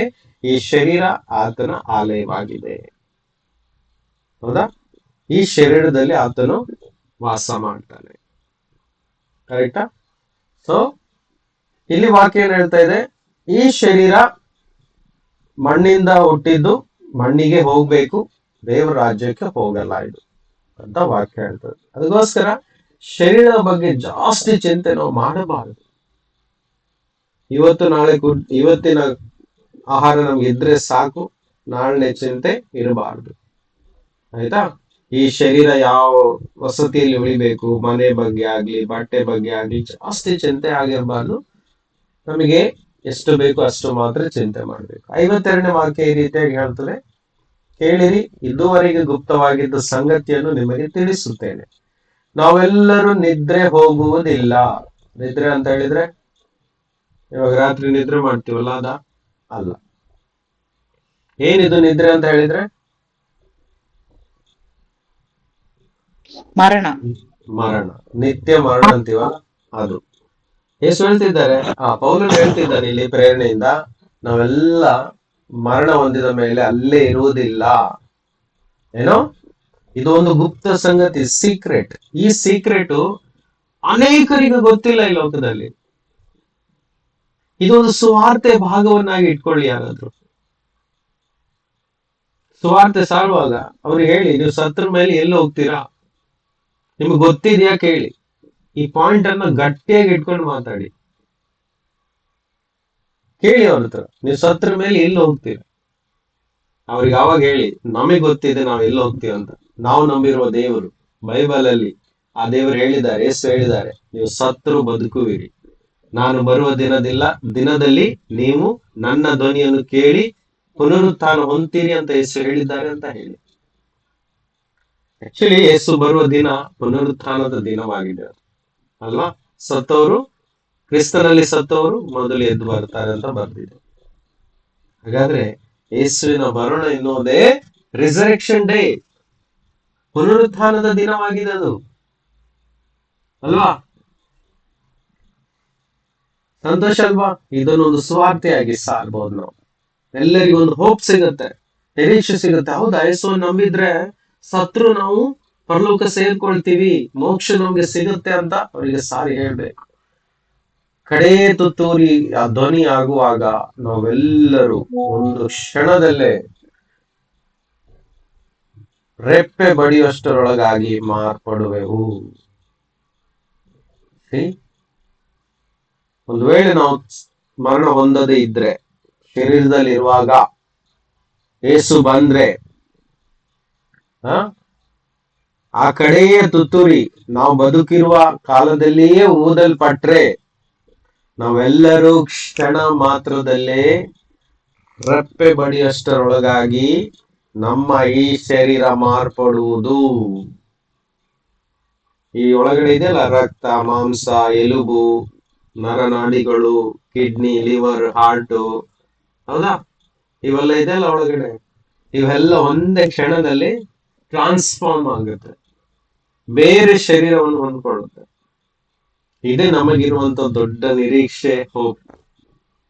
ಕೆಲವೊಬ್ಬರದ್ದು ಕಿಡ್ನಿ ಎಲ್ಲ ಡ್ಯಾಮೇಜ್ ಆಗಿರುತ್ತೆ, ಲಿವರ್ ಎಲ್ಲ ಹಾಳಾಗಿರುತ್ತೆ, ಬ್ಲಡ್ ಪ್ರೆಷರ್ ಎಲ್ಲ ಹೈ ಹೋಗ್ತಾ ಇರುತ್ತೆ, ಹಾರ್ಟ್ ಕರೆಕ್ಟ್ ಆಗಿ ಕೆಲಸ ಮಾಡ್ತಾ ಇರಲ್ಲ, ಕಣ್ಣಿನ ದೃಷ್ಟಿ ಕಡಿಮೆ ಆಗ್ತಾ ಇದೆ, ಮೆಮರಿ ಪವರ್ ಕಡಿಮೆ ಆಗ್ತಾ ಹೋಗ್ತಾ ಇದೆ, ಎಲ್ಲ ಚಿಂತೆ ಇರುತ್ತೆ ಅಲ್ವಾ? ಇದಕ್ಕೆಲ್ಲ ಟ್ರೀಟ್ಮೆಂಟ್ ಮಾಡಿ ಮಾಡಿ ಜೀವನದಲ್ಲಿ ದುಡ್ದಿರೋ ಹಣ ಎಲ್ಲ ಇದಕ್ಕೆ ಹಾಕ್ತಾ ಇರ್ತೀವಿ ನಾವು ಅಲ್ವಾ? ಆದ್ರೆ ಒಂದು ದಿನ ಬರುತ್ತೆ, ಏನು, ರೆಪ್ಪೆ ಬಡಿಯಷ್ಟೊಳಗೆ ಈ ಶರೀರ ಏನಾಗುತ್ತೆ, ಮಾರ್ಪಡುತ್ತದೆ, ಹೊಸದಾಗುತ್ತದೆ, ಹೊಸ ಶರೀರವನ್ನು ಹೊಂದ್ಕೊಳ್ತದೆ. ಎಷ್ಟು ಅದ್ಭುತ ಅಲ್ವಾ ಇದು? ಹೊಸ ಶರೀರವನ್ನು ಹೊಂದ್ಕೊಳ್ತದೆ. ಕೆಲವೊಬ್ಬರಿಗೆ ನಿಜವಾಗ್ಲು ಹೇಳೋದಾದ್ರೆ ಒಂದು ಕಣ್ಣು ಕಾಣಲ್ಲ ಅಂತ ಹೇಳ್ಬೋದು, ಒಂದೇ ಕಣ್ಣು ಕಾಣಿಸ್ತಾ ಇದೆ. ಕೆಲವೊಬ್ರು ಕುಂಟ್ರಾಗಿರ್ಬೋದು, ಒಂದು ಕಾಲು ಸರಿ ಇಲ್ಲ, ನಡಿಲಿಕ್ಕೆ ಕಷ್ಟಪಟ್ಟಿದ್ದಾರೆ ಜೀವನ ಇಡೀ, ಹೌದಾ? ಕೆಲವೊಬ್ರು ಅಂಗವಿಕಲರು ಇರ್ತಾರೆ, ಅವರ ಕೈ ಆಗ್ಬೋದು, ಕಾಲಾಗ್ಬೋದು, ಸರಿಯಾಗಿ ಯೂಸ್ ಮಾಡಕ್ಕಾಗಲ್ಲ. ಕೆಲವೊಬ್ರು ಮೂಕರು ಇರ್ಬೋದು, ಮಾತೇ ಆಡಲ್ಲ, ಲೈಫ್ ಎಲ್ಲ ಕೈ ಸನ್ನೆ ಬಾಯಿ ಸನ್ನೆಯಲ್ಲೇ ಬದುಕಿ ಬಂದಿದ್ದಾರೆ. ನಾನಿಲ್ಲಿ ದಿನಾಲ್ ನೋಡ್ತೀನಿ, ಒಬ್ರು ಇಲ್ಲಿ ಕೆಲಸಕ್ಕೆ ಬರ್ತಾರೆ, ನಮ್ಮ ಸಭೆಯ ಕೆಲಸಗಳಲ್ಲಿ. ಅವ್ರು ಮೂಕರು, ಅವ್ರ ಹತ್ರ ಮಾತಾಡುವಾಗ ಕೈ ಸನ್ನೆ ಬಾಯಿ ಸನ್ನೆಯಲ್ಲೇ ಮಾತಾಡ್ಬೇಕು. ಅವ್ರು ನೋಡಿ ದಯ ಉಂಟಾಗ್ತದೆ, ಹೌದಾ? ಅಂತ ಪರಿಸ್ಥಿತಿಯಲ್ಲಿ ಶರೀರ ಮಾರ್ಪಾಡಾಗಿ ಹೊಸ ಶರೀರವನ್ನು ಹೊಂದ್ಕೊಂಡು ಎಲ್ಲಾ ಅಂಗಗಳು ಏನಾಗಿರ್ತದೆ, ಯೇಸು ಹೇಗಿದ್ದಾರೋ ಹಾಗೆ ನಾವು ಆಗುವೆವು ಎಂಬುದಾಗಿ ಇನ್ನೊಂದ್ ಕಡೆ ವಾಕ್ಯ ಬರೆದಿದೆ. ಯೇಸು ಬರೋ ದಿನದಲ್ಲಿ ನಾವು ಅವ್ರನ್ನ ಹೇಗೆ ನೋಡ್ತೀವಂತೆ, ಅವರು ಹೇಗಿದ್ದಾರೋ ಹಾಗೆ ನಾವು ಇರ್ತೀವಿ, ಅವ್ರನ್ನ ಹಾಗೆ ನೋಡ್ತೀವಿ. ಅಂದ್ರೆ ಅವರ ತರದ ಒಂದು ಮಹಿಮೆಯಿಂದ ತುಂಬಿದಂತ ಶರೀರ ನಮಗೆ ಸಿಗ್ತದೆ. ಕಡೆ ತುತ್ತೂರಿಯ ಧ್ವನಿ ಆಗುವಾಗ ನಾವೆಲ್ಲರೂ ಒಂದು ಕ್ಷಣದಲ್ಲೇ ರೆಪ್ಪೆ ಬಡಿಯಷ್ಟರೊಳಗಾಗಿ ಮಾರ್ಪಡುವೆವು. ಆಮೇನ್, ಹೌದಾ? ಈಗ ಇಬ್ರಿಯರಿಗೆ ಬರೆದ ಪತ್ರದಲ್ಲಿ 12ನೇ ಅಧ್ಯಾಯ 15ನೇ ವಾಕ್ಯ ಈ ರೀತಿಯಾಗಿ ಹೇಳ್ತದೆ. ಎಲ್ಲರೂ ಸ್ಕ್ರೀನ್ ಅಲ್ಲಿ ನೋಡ್ಬೋದು ನೋಡಿ. ಪರಿಶುದ್ಧತೆ ಇಲ್ಲದೆ ಯಾವನು ಕರ್ತನನ್ನು ಕಾಣುವುದಿಲ್ಲ. ನಿಮ್ಮಲ್ಲಿ ಯಾವನಾದರೂ ದೇವರ ಕೃಪೆಗೆ ತಪ್ಪಿ ಹಿಂಜರಿಯದಂತೆ ಯಾವ ವಿಷವುಳ್ಳ ಬೇರು ನಿಮ್ಮಲ್ಲಿ ಚಿಗುರಿ ಅಸಮಾಧಾನವನ್ನು ಹುಟ್ಟಿಸಿ ಸಭೆಯವರನ್ನು ಕೆಡಿಸದಂತೆ ಕಾಪಾಡಿಕೊಳ್ಳಬೇಕು. ದುಷ್ಟನ ಕೆಲಸನೇ ಇದು. ನಾವು ಎಷ್ಟು ಒಳ್ಳೆ ಕ್ರಿಸ್ತಿ ಜೀವಿತವನ್ನು ಬದುಕಬೇಕು ಅಂತ, ಪರಿಶುದ್ಧರಾಗಿರ್ಬೇಕು ಅಂತ ನಾವು ದಿನಾಲು ಪ್ರಯತ್ನ ಪಡ್ತಾ ಇರುವಾಗ ಯಾವುದಾದ್ರೂ ಒಂದು ವಿಷವುಳ್ಳ ಬೇರು ನಮ್ಮಲ್ಲಿ ಚಿಗುರಿ ಬರುವ ಹಾಗೆ ಆತನು ಬೀಜವನ್ನು ಹಾಕ್ತಾ ಇರ್ತಾನೆ. ಹಾಕಿ ನಮ್ಮನ್ನು ಕೆಡಿಸ್ತಾನೆ, ಅಶುದ್ಧರನ್ನಾಗಿ ಮಾಡ್ಲಿಕ್ಕೆ ಪ್ರಯತ್ನ ಪಡ್ತಾನೆ. ಅದು ಹೋಗಿ ಹೋಗಿ ಇಡೀ ಸಭೆಗೆ ಅದು ಎಫೆಕ್ಟ್ ಆಗುವ ಹಾಗೆ ಮಾಡ್ತಾನೆ. ಅದಕ್ಕೋಸ್ಕರ ಯಾವ ಬೇರು ನಮ್ಮಲ್ಲಿ ಹುಟ್ಟು ಬರದಂತೆ ನಾವು ಕಾಪಾಡಿಕೊಳ್ಬೇಕು. ನೀವು ತುಂಬಾ ಎಚ್ಚರವಾಗಿರ್ಬೇಕು. ಒಂದು ಸಣ್ಣ ವಿಷಯ ನಮ್ಮೊಳಗೆ ಹಾಕ್ಬಿಟ್ಟು ಅದನ್ನೇನ್ ಮಾಡ್ತದೆ, ಒಳಗೆ ವಿಷವಾಗಿ ಬೆಳಿಲಿಕ್ಕೆ ಸ್ಟಾರ್ಟ್ ಆಗ್ತದೆ. ಆ ವಿಷ ಆ ವ್ಯಕ್ತಿಯ ಮಧ್ಯದಲ್ಲಿ ಮಾತ್ರವಲ್ಲ, ಅನೇಕ ಸಭೆಯ ವಿಶ್ವಾಸಿಗಳಿಗೆ ಆ ವಿಷ ಸ್ಪ್ರೆಡ್ ಆಗ್ಲಿಕ್ಕೆ ಸ್ಟಾರ್ಟ್ ಆಗ್ತದೆ. ಕುಟುಂಬದಲ್ಲಿ ಆ ವಿಷ ಸ್ಪ್ರೆಡ್ ಆಗ್ಲಿಕ್ಕೆ ಸ್ಟಾರ್ಟ್ ಆಗ್ತದೆ. ಎಷ್ಟರಿಗೆ ಅರ್ಥ ಆಗ್ತದೆ? ಆ ವಿಷಯ ಏನಾಗಿರ್ಬೋದು, ಒಂದು ಸುಳ್ಳಾಗಿರ್ಬೋದು, ಒಂದು ದ್ವೇಷ ಆಗಿರ್ಬೋದು, ಅಷ್ಟು ಆ ವಿಷ, ಅಥವಾ ಒಂದು ಹೇಟ್ನೆಸ್ ಆಗಿರ್ಬೋದು, ಅಥವಾ ಬೇರೆ ಏನು ಅಪಕ್ಷಮೆ ಆಗಿರ್ಬೋದು, ವಿಷ, ಹೌದಾ? ಗರ್ವ ಆಗಿರ್ಬೋದು, ಆ ವಿಷ. ಇವೆಲ್ಲ ವಿಷವಾಗಿ ಆ ವ್ಯಕ್ತಿಯ ಜೀವಿತವನ್ನು, ಕುಟುಂಬವನ್ನು, ಸಭೆಯನ್ನು ಸಹ ಕೆಡಿಸ್ಲಿಕ್ಕೆ ಸಾಧ್ಯ ಆಗ್ತದೆ. ತುಂಬಾ ಕೇರ್ಫುಲ್ ಆಗಿರ್ಬೇಕು. ಅದಕ್ಕೆ ವಾಕ್ಯ ಹೇಳ್ತದೆ, ಕರ್ತನ ತ್ರಾಣವುಳ್ಳ ಹಸ್ತದ ಕೆಳಗೆ ನಿಮ್ಮನ್ನು ತಗ್ಗಿಸಿಕೊಳ್ಳಿರಿ. Be humble before God. Don't try to be something. ಅಂದ್ರೆ ಏನೋ ಆಗ್ಲಿಕ್ಕೆ ನಾವು ಪ್ರಯತ್ನ ಪಡಬಾರ್ದು. ದೇವರೇ, ನಾನು ಏನೋ ಅಲ್ಲ, ನಾನು ನಿನ್ ಕೈಲಿ ಒಪ್ಪಿಸ್ತೀನಿ ನನ್ನ ಜೀವಿತವನ್ನು, ನನಗೆ ಸಹಾಯ ಮಾಡು ತಂದೆ ಅಂತ ನಾವು ಒಪ್ಪಿಸ್ಕೊಳ್ಬೇಕು ದೇವರ ಕೈಯಲ್ಲಿ. Price the lord. ಸೊ ಈ ರೀತಿಯಾಗಿ ನಾವು ನಮ್ಮನ್ನು ಪರಿಶುದ್ಧರಾಗಿರ್ಲಿಕ್ಕೆ ನಾವು ಪ್ರಯತ್ನ ಪಡ್ತಾ ಇರ್ಬೇಕು. ಖಂಡಿತವಾಗಿ 100% ಪರಿಶುದ್ಧರಾಗ್ತೀವೋ ಇಲ್ಲೋ ನಮ್ಗೆ ಗೊತ್ತಿಲ್ಲ. ಆದ್ರೆ ಇಲ್ಲಿ ವಾಕ್ಯ ಎಷ್ಟು ಬರ್ತಿದೆ, ಪರಿಶುದ್ಧತೆ ಇಲ್ಲದೆ ಯಾವನು ಕರ್ತನನ್ನು ನೋಡುವುದಿಲ್ಲ. ಅದಕ್ಕೆ ಇನ್ನೊಂದ್ ಕಡೆ ವಾಕ್ಯ ಬರೆಯಲ್ಪಟ್ಟಿದೆ, ಕರ್ತನು ಪರಿಪೂರ್ಣ ಆಗಿರುವ ಹಾಗೆ ನೀವು ಸಹ ಪರಿಪೂರ್ಣರಾಗಬೇಕು ಅಂತ ವಾಕ್ಯ ಬರೆದಿದೆ. B perfect as our Father who is in heaven is perfect. ಅಲ್ವಾ? ಸೊ ಇದು ನಮ್ಮ ಜವಾಬ್ದಾರಿ. ಆಮೆನ್. 2ನೇ ಕೊರಿಂಥ 5:17 ಈ ರೀತಿಯಾಗಿ ಬರೆದಿದೆ, ಹೀಗಿರಲಾಗಿ ಯಾವನಾದ್ರೂ ಕ್ರಿಸ್ತನಲ್ಲಿದ್ದರೆ ಅವನು ನೂತನ ಸೃಷ್ಟಿಯಾದನು, ಈಗೋ ಪೂರ್ವ ಸ್ಥಿತಿ ಹೋಗಿ ಎಲ್ಲ ನೂತನವಾಯಿತು. ನೋಡಿ, ಇವತ್ತು ನಾವೆಲ್ಲ ಕ್ರೈಸ್ತನನ್ನು ನಂಬಿ ಬದುಕ್ತಾ ಇದ್ದೇವಲ್ವಾ? ಎಲ್ಲರೂ ಕ್ರೈಸ್ತರು. ಇವತ್ತು ಇಲ್ಲಿ ಯಾರಾದ್ರೂ ಅಕ್ರೈಸ್ತರಿದ್ದಾರಾ? ನಮ್ಮ ಮಧ್ಯದಲ್ಲಿ ಯಾರು ಇಲ್ಲ. ಎಲ್ಲರಲ್ಲಿ ಕ್ರೈಸ್ತನಿದ್ದಾನೆ. ಎಲ್ಲರೂ ಯೇಸು ಕ್ರಿಸ್ತನನ್ನೇ ನಂಬಿದವರಾಗಿದ್ದೇವೆ. ನಂಬಿಕೆಯಲ್ಲಿ ವ್ಯತ್ಯಾಸಗಳಿರ್ಬೋದು. ಕೆಲವರಿಗೆ ಜಾಸ್ತಿ ನಂಬಿಕೆ, ಕೆಲವರಿಗೆ ಸ್ವಲ್ಪ ನಂಬಿಕೆ, ಕೆಲವರಿಗೆ ಜಾಸ್ತಿ ಪ್ರೀತಿ, ಕೆಲವರಿಗೆ ಒಂದು ಸಾಧಾರಣ ಪ್ರೀತಿ, ಈ ರೀತಿ ವೇರಿಯೇಷನ್ಸ್ ಗಳಿರ್ಬೋದು. ಆದ್ರೆ ನಾವೆಲ್ಲ ನಂಬಿರೋದು ಒಂದೇ ಕ್ರಿಸ್ತನನ್ನು, ಒಂದೇ ಕರ್ತನನ್ನು. ಹೌದಾ? ಹಾಗಾದ್ರೆ ನಾವೆಲ್ಲರೂ ಕ್ರಿಸ್ತನಲ್ಲಿ ಇದ್ದೇವೆ. ಹಾಗಾದ್ರೆ ನಾವೆಲ್ಲರೂ ನೂತನ ಸೃಷ್ಟಿಯಾದವರು. ನಮ್ಮಲ್ಲಿ ಯಾವುದೇ ಹಳೆ ವಸ್ತುಗಳಿಲ್ಲ, ಹಳೆ ಸಂಗತಿಗಳಿಲ್ಲ, ಹಳೆ ವಿಷಯಗಳಿಲ್ಲ, ಹಳೆಯ ಸಿಟ್ಟು, ಹಳೆಯ ಸುಳ್ಳು, ಹಳೆಯ ಕೋಪ, ಹಳೆಯ ದ್ವೇಷ ಎಲ್ಲ ಇಲ್ಲ. ಈಗ ಇರಬಾರ್ದು, ಎಲ್ಲ ಹೊಸದಾಗ್ಬೇಕು. ಹಳೆ ಬಾಯಿ ಮಾತುಗಳು, ಆ ಕಾಲದಲ್ಲಿ ಮಾಡಿದಂತ ಎಲ್ಲ ಪಾಪಗಳು, ತಪ್ಪುಗಳೆಲ್ಲ ನಮ್ಮಲ್ಲಿ ಇರಕೂಡದು. ಯಾಕಂದ್ರೆ ನಾವು ಹೊಸದಾಗಿ ಹುಟ್ಟಿದ್ದೇವೆ, ಹೊಸ ಸೃಷ್ಟಿ ಆಗಿದ್ದೇವೆ. Praise the Lord. ಈಗ ಪೂರ್ವ ಸ್ಥಿತಿ ಹೋಗಿ ಎಲ್ಲ ನೂತನವಾಯಿತು. ನೂತನವಾಗಿ ಬದುಕಬೇಕು. ದಿನ ದಿನ ನಮ್ಮ ಮನಸ್ಸನ್ನು ನೂತನ ಪಡಿಸ್ಕೊಳ್ಬೇಕು. ರೋಮ 12:1-2 ಹೇಳ್ತದೆ ಅಲ್ವಾ? ನಾವು ನಮ್ಮ ಮನಸ್ಸನ್ನು ನೂತನ ಪಡಿಸ್ಕೊಂಡು ದೇವರ ಇಷ್ಟ, ಅವರ ಚಿತ್ತ ಏನೆಂಬುದಾಗಿ ತಿಳ್ಕೊಳ್ಬೇಕು ದಿನಾಲು. ಅದು ಯಾವಾಗ ತಿಳಿಲಿಕ್ಕೆ ಆರಂಭವಾಗ್ತದೆ? ಈ ಹಳೆಯ ಸ್ವಭಾವಗಳನ್ನು ಎಷ್ಟು ನಾವು ದೂರ ಮಾಡ್ತೀವಿ, ಅದಕ್ಕೆ ನಾವು ಎಷ್ಟು ಪ್ರಯತ್ನ ಪಡ್ತೀವಿ, ಆವಾಗ ದೇವರು ನಮ್ಮಲ್ಲಿ ಮಾತನಾಡ್ಲಿಕ್ಕೆ ಆರಂಭಿಸ್ತಾರೆ. ನಾವ್ ಇನ್ನೂ ಸಹ ಹಳೆ ಸ್ವಭಾವದಲ್ಲಿಯೇ ಬದುಕ್ತಾ ಇದ್ರೆ ಕರ್ತನು ಮಾತನಾಡೋದು ಕಷ್ಟ. ಆಮೇಲೆ ನೆಕ್ಸ್ಟ್ ಎಫೆಸ 4:24, ನೀವು ನಿಮ್ಮ ಮನಸ್ಸಿನ ಭಾವದಲ್ಲಿ ಹೊಸಬರಾಗಿ ನೂತನ ಸ್ವಭಾವವನ್ನು ಧರಿಸಿಕೊಳ್ಳಿರಿ. ನೋಡಿ, ಮನಸ್ಸಿನ ಭಾವದಲ್ಲಿ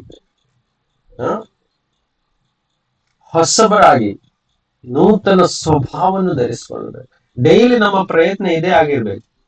ನಮ್ಮ ಭಾವನೆಗಳನ್ನು ಬದಲಾಯಿಸ್ಕೊಳ್ಬೇಕು. ಸಿಟ್ಟಿರೋದಾದ್ರೆ ಅದನ್ನು ಬಿಡ್ಲಿಕ್ಕೆ ದಿನಾಲು ಪ್ರಾರ್ಥನೆಯಲ್ಲಿ ಹೋರಾಟ ಮಾಡ್ಬೇಕು. ನನಗೆ ದೇವ, ನನ್ಗೆ ಈ ಸಿಟ್ಟು ನನ್ನಿಂದ ದೂರ ಹೋಗ್ಬೇಕು, ನನ್ನಲ್ಲಿರುವಂತಹ ಈ ಒಂದು ಕೆಟ್ಟ ಸ್ವಭಾವ ನನ್ನಿಂದ ಬಿಟ್ಟು ಹೋಗ್ಬೇಕು, ನನಗೆ ಬಲಪಡಿಸು, ನನಗೆ ಸಹಾಯ ಮಾಡು ಕರ್ತನೆ ಅಂತ ದಿನಾಲು ಪ್ರಾರ್ಥಿಸ್ಬೇಕು. ತೆಗೆದಾಕ್ತಾರೆ, ನಮ್ಮನ್ನು ಶಾಂತ ಮಾಡ್ತಾರೆ. ನೋಡಿ, ಒಂದು ಇಂಜೆಕ್ಷನ್ಗೆ ಎಷ್ಟು ಪವರ್ ಇದೆ ಅಂದ್ರೆ, ನಮ್ಮನ್ನ ಒಂದು ದಿನಗೋಸ್ಕರ ಅಥವಾ 2 ದಿನಕ್ಕೋಸ್ಕರ ಅದು ಯಾವ ಇಂಜೆಕ್ಷನ್ ಅಂತಾರೆ, ಆಪರೇಷನ್ ಮುಂದೆ ಕೊಡ್ತಾರ,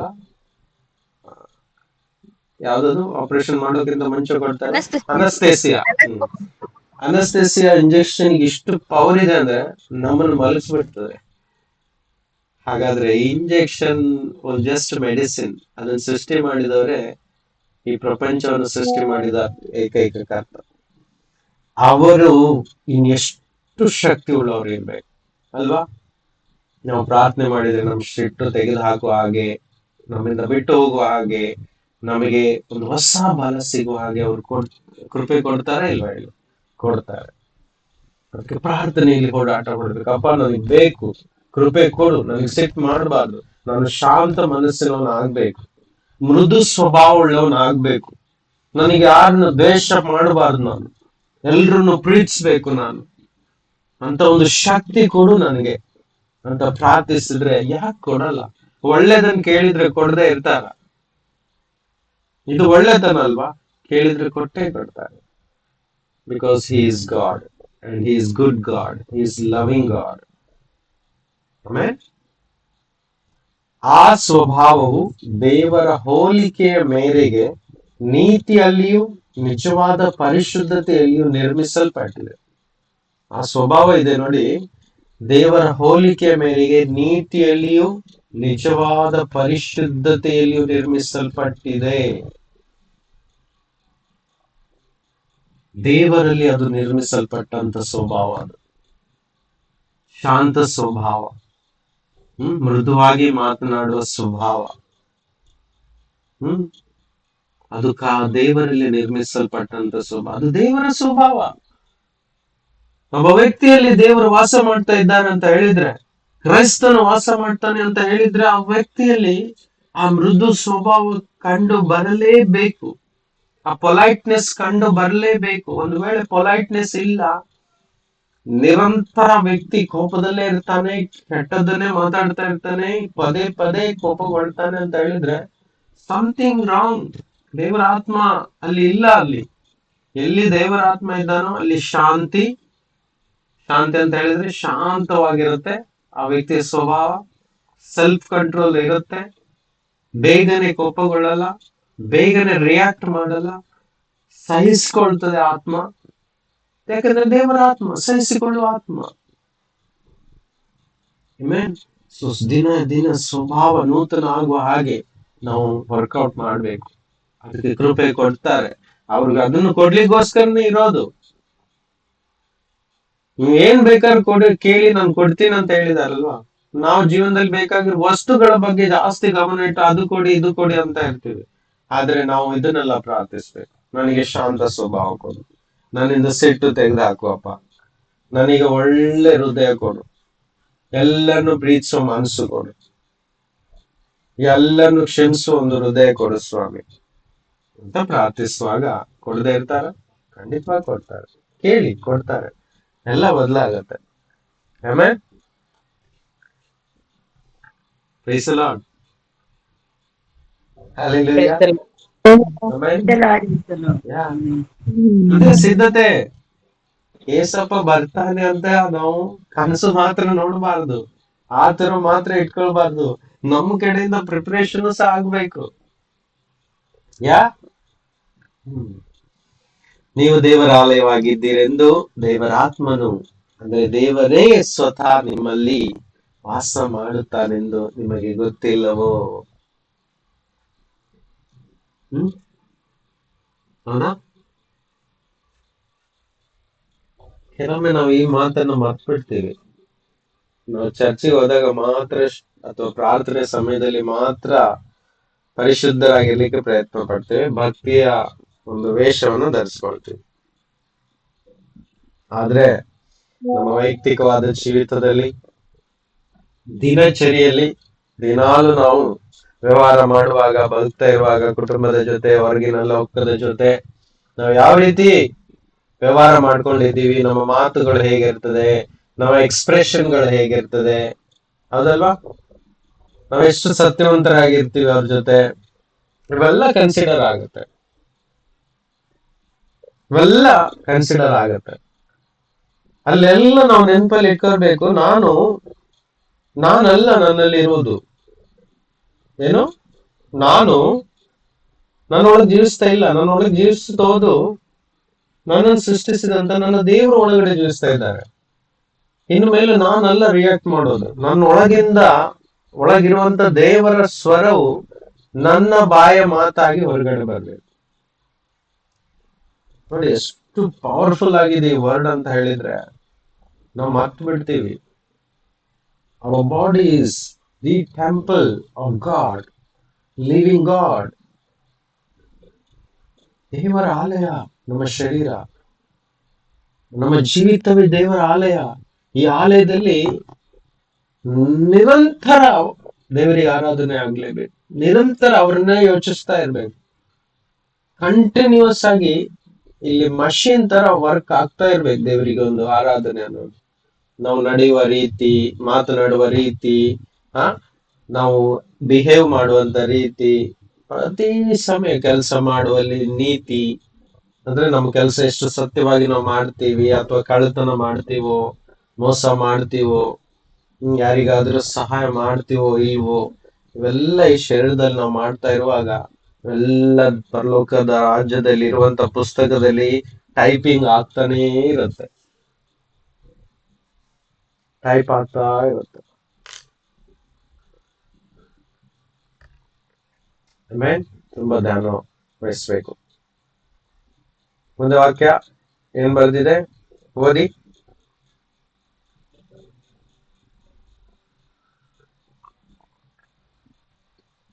ಯಾವನಾದರೂ ದೇವರ ಆಲಯವನ್ನು ಕೊಲೆ ಮಾಡಿದರೆ ದೇವರು ಅವನನ್ನು ನಾಶ ಮಾಡುವನು. ಯಾಕಂದರೆ ದೇವರ ಆಲಯವು ಪವಿತ್ರವಾದದ್ದು, ಆ ಆಲಯವು ನೀವೇ. ಆಮೇನ್. ಆಮೇನ್. ಯಾವನಾದ್ರೂ ದೇವರ ಆಲಯವನ್ನು ಕೊಲೆ ಮಾಡಿದ್ರೆ, ನೋಡಿ ನಮ್ಮ ಮನೆ ಇದೆ, ನಮ್ಮ ಮನೆಯನ್ನು ತುಂಬಾ ಕ್ಲೀನ್ ಆಗಿ ಇಟ್ಕೊಳ್ತೀವಿ, ದಿನ ಗುಡಿಸ್ತೀವಿ, ಏನು ಗಲೀಜಿರ್ಲಿಕ್ಕೆ ಬಿಡಲ್ಲ, ಕಿಚನ್ ಕ್ಲೀನ್ ಮಾಡ್ತಾ ಇರ್ತೀವಿ ಅಡಿಗೆ ಆದ್ಮೇಲೆ. ನಮ್ಮ ಟಾಯ್ಲೆಟ್ ಬಾತ್ರೂಮ್ನೆಲ್ಲ ಕ್ಲೀನ್ ಆಗಿ ಇಟ್ಟಿರ್ತೀವಿ. ಬೆಡ್ರೂಮ್ ಅನ್ನ ಕ್ಲೀನ್ ಆಗಿರ್ತೀವಿ, ಹಾಲ್ ಅನ್ನ ಕ್ಲೀನ್ ಆಗಿರ್ತೀವಿ, ಅಂಗಳನ್ನು ಸಹ ಕ್ಲೀನ್ ಆಗಿರ್ತೀವಿ. ಯಾಕೆ? ನಾವಲ್ಲಿ ಬದುಕ್ತಾ ಇದ್ದೇವೆ, ನಮ್ಮ ಮನೆ ಅದು, ಹೌದಾ? ಅದೇ ಮಕ್ಳು ಸ್ವಲ್ಪ ಗಲೀಜ್ ಮಾಡಿದ್ರೆ ಮಕ್ಳಿಗೆ ನಾವು ಜೋರ್ ಮಾಡ್ತಾ ಇರ್ತೀವಿ, ಗಲೀಜ್ ಮಾಡ್ಬೇಡ, ಪುನಃ ಬಂದು ನಾವು ಒರೆಸಿ ಕ್ಲೀನ್ ಮಾಡ್ತೀವಿ. ಯಾಕೆ? ನಾವಲ್ಲಿ ಉಳಿತೀವಿ. ಏನಾದ್ರೂ ವಾಸನೆ ಬರುವಂತ ಯಾವ್ದಾದ್ರು ಪದಾರ್ಥಗಳು ಮನೆಯಲ್ಲಿ ಹಂಗೆ ವೇಸ್ಟ್ ಬಾಕ್ಸ್ ಅಲ್ಲಿ 2 ದಿನ ಆದ್ರೆ ಅಲ್ಲಿ ಇದ್ರೆ ನಾವು ಅದನ್ನ ಅಲ್ಲಿ ಇಟ್ಕೊಳ್ತೀವ? ಇಲ್ಲ, ಅದನ್ನ ಎತ್ಕೊಂಡು ಹೋಗಿ ಹೊರಗೆ ಬಿಸಾಕ್ತಿವಿ, ದೂರ ಬಿಸಾಕ್ತಿವಿ. ಒಳಗಡೆ ವಾಸನೆ ಇರುವಂತ ಯಾವುದೇ ವಸ್ತು ಇಟ್ಕೊಳ್ಳಲ್ಲ. ಮತ್ತೆ ಕಣ್ಣಿಗೆ ಅಸಹ್ಯವಾಗಿ ಕಾಣುವಂತ ಯಾವುದೇ ಗಲೀಜು ವಸ್ತುಗಳನ್ನು ಅಲ್ಲಿ ಇಲ್ಲಿ ಬಿಸಾಕಲ್ಲ. ವಸ್ತುಗಳನ್ನು ನಾವು ಸೆಟ್ ಮಾಡಿ ಇಡ್ತೀವಿ, ನೋಡುವಾಗ ಅದು ಗಲೀಜಾಗಿ ಕಾಣಿಸ್ತೇ ಇರೋ ಹಾಗೆ. ಅದೇ ರೀತಿ ಯಾರಾದ್ರೂ ನೋಡಿದ್ರೆ ಮನೆಯನ್ನ ಚೆನ್ನಾಗಿ ಇಟ್ಕೊಂಡಿದಾರ ಅಂತ ಅವ್ರು ಅನ್ಕೊಳ್ಬೇಕಂತನೂ ನಾವು ಅದನ್ನ ಚೆನ್ನಾಗಿ ಇಟ್ಟಿರ್ತೀವಿ ಮನೆಯನ್ನು. ನಾವೇ ಭೂಮಿ ಮೇಲೆ ನಮಗೆ ಉಳಿಬೇಕಾಗಿರುವಂತ ನಮ್ಮ ಆಲಯವನ್ನು ನಾವು ಇಷ್ಟು ಚೆನ್ನಾಗಿ ಇಟ್ಕೊಳ್ಬೇಕಾದ್ರೆ ಅವ್ರು ಇನ್ನೆಷ್ಟು ಎಕ್ಸ್ಪೆಕ್ಟ್ ಮಾಡಲ್ಲ ಹೇಳಿ, ಈ ನಮ್ಮ ಮನೇನ ಎಷ್ಟು ಚೆನ್ನಾಗಿ ಇಟ್ಕೊಳ್ಬೇಕು. ಅಲ್ಲಿ ಒಂದು ಡೇಂಜರ್ ನೋಡಿ, ಅವ್ರ ಮನೇನ ಹಾಳು ಮಾಡಿದ್ರೆ ಅವ್ರನ್ನ ಬಿಡಲ್ಲ ಅಂತ ಹೇಳ್ತಾ ಇದ್ದಾರೆ. ಅದಕ್ಕೆ ಕೆಲವೊಬ್ಬರ ಜೀವಿತದಲ್ಲಿ ಆಶೀರ್ವಾದಗಳು ಇರಲ್ಲ. ಯಾಕಂದ್ರೆ ಅವ್ರಿಗೆ ಗೊತ್ತಾಗಲ್ಲ ತನ್ನ ಜೀವಿತವನ್ನು ಹಾಳು ಮಾಡಿ ತನ್ನ ಶರೀರವನ್ನು ಹಾಳು ಮಾಡಿದ್ರೆ ಅದು ದೇವರಿಗೆ ಇಷ್ಟ ಇಲ್ಲ, ಕೋಪ ಬರುತ್ತೆ, ದೇವರು ಪನಿಷ್ಮೆಂಟ್ ಕೊಡ್ತಾರೆ ಅನ್ನೋಂತ ಒಂದು ಸಂಗತಿ ಅವನು ತಿಳಿದಿರಲ್ಲ. ಯಾಕೆ? ಇದು ನನ್ನ ಶರೀರ, ನಾನು ಏನ್ ಬೇಕಾದ್ರೂ ಮಾಡ್ತೀನಿ, ನಾನು ಏನ್ ಬೇಕಾದ್ರೂ ಮಾತಾಡ್ತೀನಿ, ನಾನು ಹೇಗ್ ಬೇಕಾದ್ರೂ ನಡ್ಕೊಳ್ತೀನಿ, ನನ್ನ ಇಷ್ಟ. ನೋ, ನಮ್ ಬದುಕು ನಮ್ಮ ಇಷ್ಟದಾಗ ಆಗಲ್ಲ. ಒಮ್ಮೆ ಕ್ರಿಸ್ತನನ್ನು ನಾವು ಅನುಸರಿಸ್ಲಿಕ್ಕೆ ಆರಂಭಿಸಿದ ಮೇಲೆ, ಅವರಿಗೆ ನಮ್ಮ ಜೀವನದಲ್ಲಿ ಬಾ ಅಂತ ಹೇಳಲಿಕ್ಕೆ ಆರಂಭಿಸಿದ ಮೇಲೆ ಅವರ ಆಲಯವಾಗ್ಬಿಡ್ತು. ಒಂದು ದಿನ ನಾವು ಪರ್ಮಿಷನ್ ಕೊಟ್ಟಿದ್ದೇವೆ ನೋಡಿ ಸ್ಟಾರ್ಟಿಂಗ್ ಅಲ್ಲಿ, ಯೇಸುವೇ ಬಾ ನನ್ನೊಳಗೆ, ಇನ್ ಮೇಲಿಂದ ಈ ಲೈಫ್ ನಿಂದೆ ಅಂತ. ಅವತ್ತಿಂದ ಯೇಸು ಬಂದಾಯ್ತು. ಅವ್ರು ಬಂದ ಮೇಲೆ ಪುನಃ ಅವ್ರನ್ನ ನಾವು ನಿಲ್ಸಿ ನಮ್ಮ ಈ ಜೀವಿತವನ್ನು ನಾವು ರಿಸ್ಟ್ರಿಕ್ಟ್ ಮಾಡಿದ್ರೆ ಅವ್ರಿಗೆ ಹೇಗಾಗ್ಲಿಕ್ಕಿಲ್ಲ ಅಲ್ವಾ? ಸೊ ಆಲಯ ಪವಿತ್ರವಾದದ್ದು. ಆಮೇಲೆ ಓಕೆ, ಸೊ ಈ ಒಂದು ವಿಷಯಕ್ಕೆ ಸ್ವಲ್ಪ ಹೊತ್ತು ಬೇಗವಾಗಿ ಹೇಳಿ ನಾನು ನಿಲ್ಲಿಸ್ತೀನಿ. ನಾವು ಇದನ್ನ ಕಂಟಿನ್ಯೂ ಆಗಿ ಮಾಡ್ಕೊಂಡು ಹೋಗ್ತಾ ಇರೋಣ. ಸೊ ನೋಡಿ, ಯೇಸುವಿನ ಬರೋಣ ನಡೆಯುತ್ತೆ. ಅದು ಯಾವಾಗ ಬೇಕಾದ್ರೂ ನಡೆಯುತ್ತೆ. ಅದು ಸೀಕ್ರೆಟ್ ಆಗಿರುತ್ತೆ. ಆ ದಿನ ನಮಗಂತೂ ಗೊತ್ತಿಲ್ಲ. ಆದ್ರೆ ಆತನು ಬರ್ಲಿಕ್ಕಿರುವ ಆ ದಿನಕ್ಕೋಸ್ಕರ ನಾನು ಎಷ್ಟು ಸಿದ್ಧನಿದ್ದೇನೆ ಎಂಬುದು ತುಂಬಾ ತುಂಬಾ ಮುಖ್ಯವಾದಂತ ಸಂಗತಿ. ನನ್ನ ಸಿದ್ಧತೆ ಮುಖ್ಯ. ಕರ್ತನನ್ನು ಬರುವುದನ್ನು ಯಾರು ನಿಲ್ಲಿಸ್ಲಿಕ್ಕೆ ಸಾಧ್ಯವಿಲ್ಲ. ಅವ್ರು ಬಂದೇ ಬರ್ತಾರೆ, ಅದು 100% sure. He will come, definite. But what about me? ನನ್ನ ಬಗ್ಗೆ ಏನು? ನಾನು ಸಿದ್ಧನಿದ್ದೇನಾ? That is very important. ಹೌದಾ? ಸೊ ಅದಕ್ಕೋಸ್ಕರ ಸಿದ್ಧತೆ ಬಗ್ಗೆನೇ ಇಷ್ಟೊತ್ತು ನಾನು ಹೇಳ್ತಾ ಇದ್ದೆ. ಹೌದಾ? ಒಂದ್ ವೇಳೆ ರೆಡಿ ಆಗ್ಬಿಟ್ರ ನಾವು ಮತ್ತೆ ಟೂರ್ ಹೋಗ್ಲಿಕ್ಕೆ ವೆಹಿಕಲ್ ಬಂದು ಸಿದ್ಧವಾಗಿರುತ್ತೆ ನಮಗೋಸ್ಕರ. ನೋಡಿ, ಆತನು ಬರುವ ದಿನ ಹೇಗಿರುತ್ತೆ ಅಂತ ಹೇಳಿದ್ರೆ, ಲೈಕ್ ಎ ಥೀಫ್. ಆ ದಿನ ಯಾರಿಗೂ ಗೊತ್ತಿಲ್ಲ, ಕರ್ತನ ದಿನ, the day of the lord ಅಂತ ಹೇಳ್ತಾರೆ.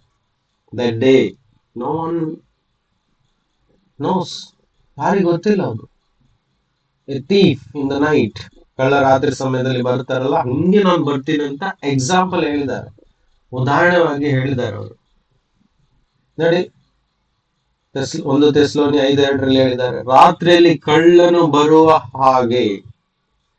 ಏನು? ರಾತ್ರಿಯಲ್ಲಿ ಕಳ್ಳನು ಹೇಗೆ ಬರುತ್ತಾನೋ ಹಾಗೆಯೇ ಕರ್ತನ ದಿನ, the day of the lord, the day of the lord comes, ಬರುವುದೆಂದು ನೀವೇ ಚೆನ್ನಾಗಿ ತಿಳಿದಿದ್ದೀರಲ್ಲ. ಹಲ್ಲೆಲೂಯಾ! ಎಷ್ಟು ಅದ್ಭುತವಾಗಿದೆ. ಆದ್ರೆ ಭಯವೂ ಸಹ ಇದೆ. ಸಡನ್ ಆಗಿ ನಡೆಯುತ್ತೆ, ಗೊತ್ತೇ ಇಲ್ಲ, ಸೀಕ್ರೆಟ್ ಆಗಿದೆ ಆ ದಿನ.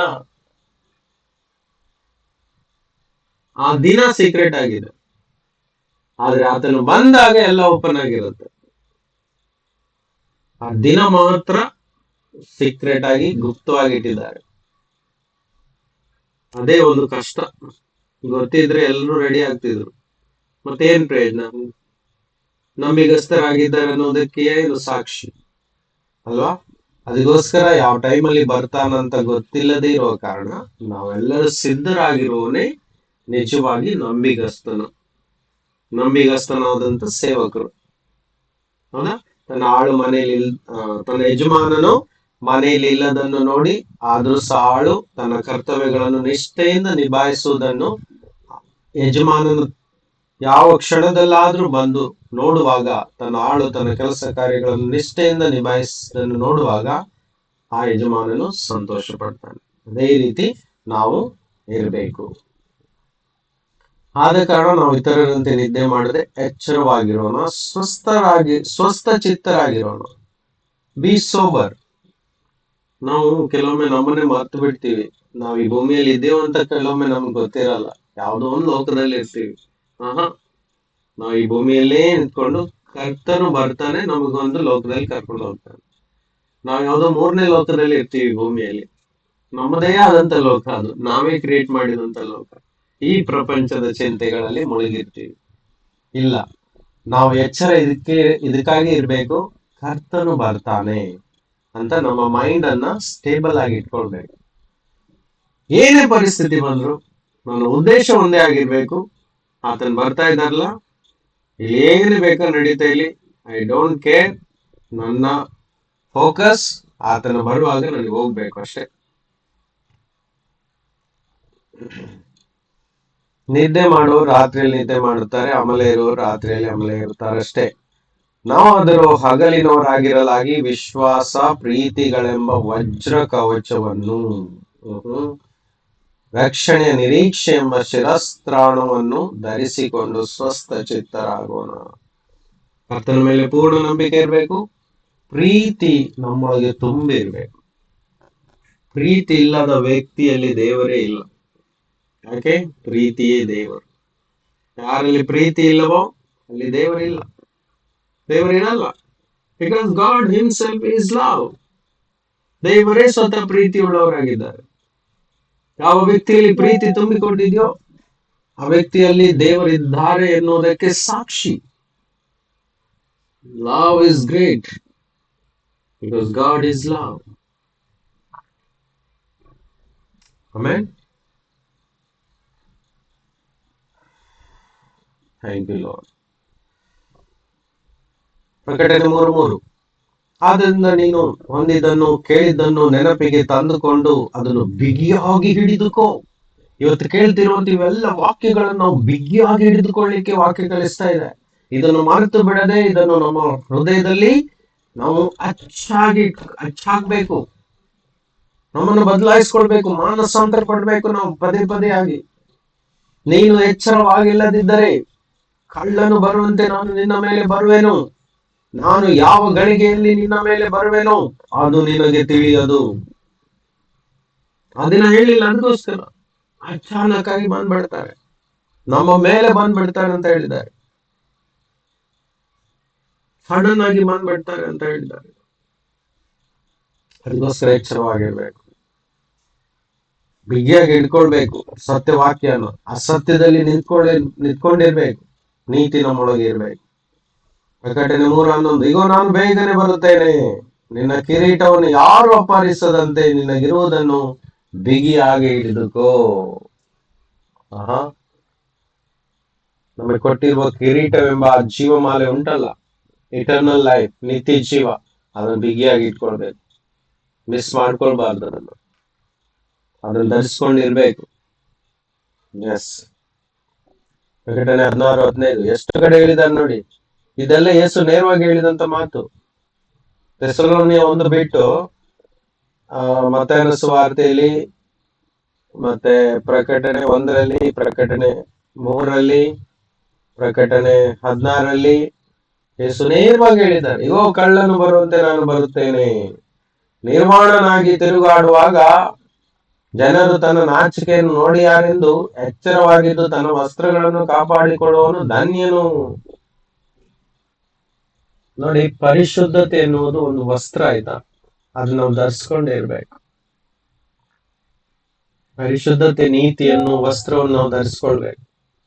ಪರಿಶುದ್ಧತೆ ಇಲ್ದಿದ್ರೆ ನಾವು ನಗ್ನರಾಗಿದ್ದ ಹಾಗೆ ಲೋಕದ ಮುಂದೆ, ದೇವರ ಮುಂದೆ ನಾವು ನಗ್ನರಾಗಿರುವ ಹಾಗೆ. ಅದರ ಅರ್ಥ ನಿಜವಾದ ನಮ್ಮ ಡ್ರೆಸ್ ಅಂತ ಹೇಳಿದ್ರೆ, ನಾವು ಎಷ್ಟು ದುಡ್ಡು ಕೊಟ್ಟು ಎಷ್ಟು ಕಾಸ್ಟ್ಲಿ ಬಟ್ಟೆ ಹಾಕಿದ್ರು ದೇವರ ದೃಷ್ಟಿಯಲ್ಲಿ ನಗ್ನರಾಗಿರ್ತೇವೆ. ಆ ನಗ್ನತೆಯನ್ನು ಕವರ್ ಮಾಡ್ಬೇಕಾದ್ರೆ ನಾವು ದಿನಾಲು ನೀತಿ, ಪರಿಶುದ್ಧತೆಯನ್ನು ಫಾಲೋ ಮಾಡ್ಬೇಕು. ಎಲ್ಲರನ್ನು ಪ್ರೀತಿಸ್ಬೇಕು, ಕ್ಷಮಿಸ್ಬೇಕು, ಆತನ ವಾಕ್ಯಗಳನ್ನು ಪಾಲಿಸ್ಬೇಕು, ತಪ್ಪುಗಳನ್ನು ಮಾಡದೆ ನಮ್ಮನ್ನು ಕಾಪಾಡಿಕೊಳ್ಬೇಕು. ಅದೇ ನಿಜವಾದ ವಸ್ತ್ರ. ಅದನ್ನ ಡೈಲಿ ಧರಿಸ್ಕೊಳ್ಬೇಕು. ಆಮೆನ್. ಆತನೇ ಧನ್ಯನು. ಅತಿ ಭೋಜನ, ನೋಡಿ ಲೂಕ್ 21:34, ಅತಿ ಭೋಜನದ ಮದಡಿನಿಂದಲೂ ಅಮಲಿನಿಂದಲೂ ಪ್ರಪಂಚದ ಚಿಂತೆಗಳಿಂದಲೂ ನಿಮ್ಮ ಹೃದಯಗಳು ಭಾರವಾಗಿರಲಾಗಿ ಆ ದಿವಸವು ನಿಮ್ಮ ಮೇಲೆ ಪಕ್ಕನೆ ಬಂದಿತು, ಉರ್ಲಿನಂತೆ ಬಂದಿತು. ಆ ದಿವಸವು ನಿವಾಸಿಗಳಿಗೆಲ್ಲರ ಮೇಲೆ ಬರುವುದು. ನೋಡಿ, ಪ್ರಪಂಚದ ಚಿಂತೆಗಳಿಂದ ನಮ್ಮ ಹೃದಯ ಭಾರ ಆಗಿರ್ಬಾರ್ದು. ಜಾಸ್ತಿ ಚಿಂತೆ ಮಾಡಬಾರ್ದು. ಏನ್ ಮಾಡೋದು, ನಾಳೆ ಏನ್ ಮಾಡೋದು, ಹೇಗ್ ಮಾಡೋದು, ಎಲ್ಲಿ ಹೋಗೋದು, ಯಾವ ರೀತಿಯಾಗಿ ಮಾಡೋದು, ನಾಳೆ ಹೇಗಾಗತ್ತೆ, ಲೈಫ್ ಏನಾಗತ್ತೆ, ಭವಿಷ್ಯ ಏನಾಗತ್ತೆ, ಬಿಟ್ಬಿಡ್ಬೇಕು. ದೇವ್ರು ಇರುವುದೇ ಅದನ್ನ ಮಾಡ್ಲಿಕ್ಕೆ, ಸರಿಪಡಿಸ್ಲಿಕ್ಕೆ. ಅದು ಚಿಂತೆ ಅವರದು. ನಾವು ಅದನ್ನೆಲ್ಲ ಬಿಟ್ಟು ದೇವರಲ್ಲಿಯೇ ಮಗ್ನರಾಗಿ ಸ್ವಸ್ಥ ಚಿತ್ತರಾಗಿರ್ಬೇಕು.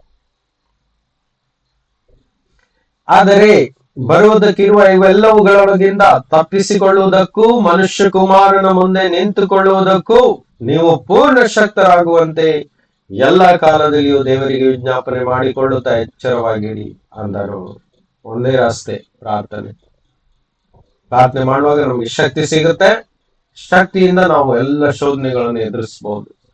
ಯೇಸುವಿನ ಬರೋಣ ದಿನದಲ್ಲಿ ಆತನ ಮುಂದೆ ನಿಂತ್ಕೊಳ್ಳಿಕ್ಕೆ ಯೋಗ್ಯರಾಗ್ತೀವಿ ನಾವು.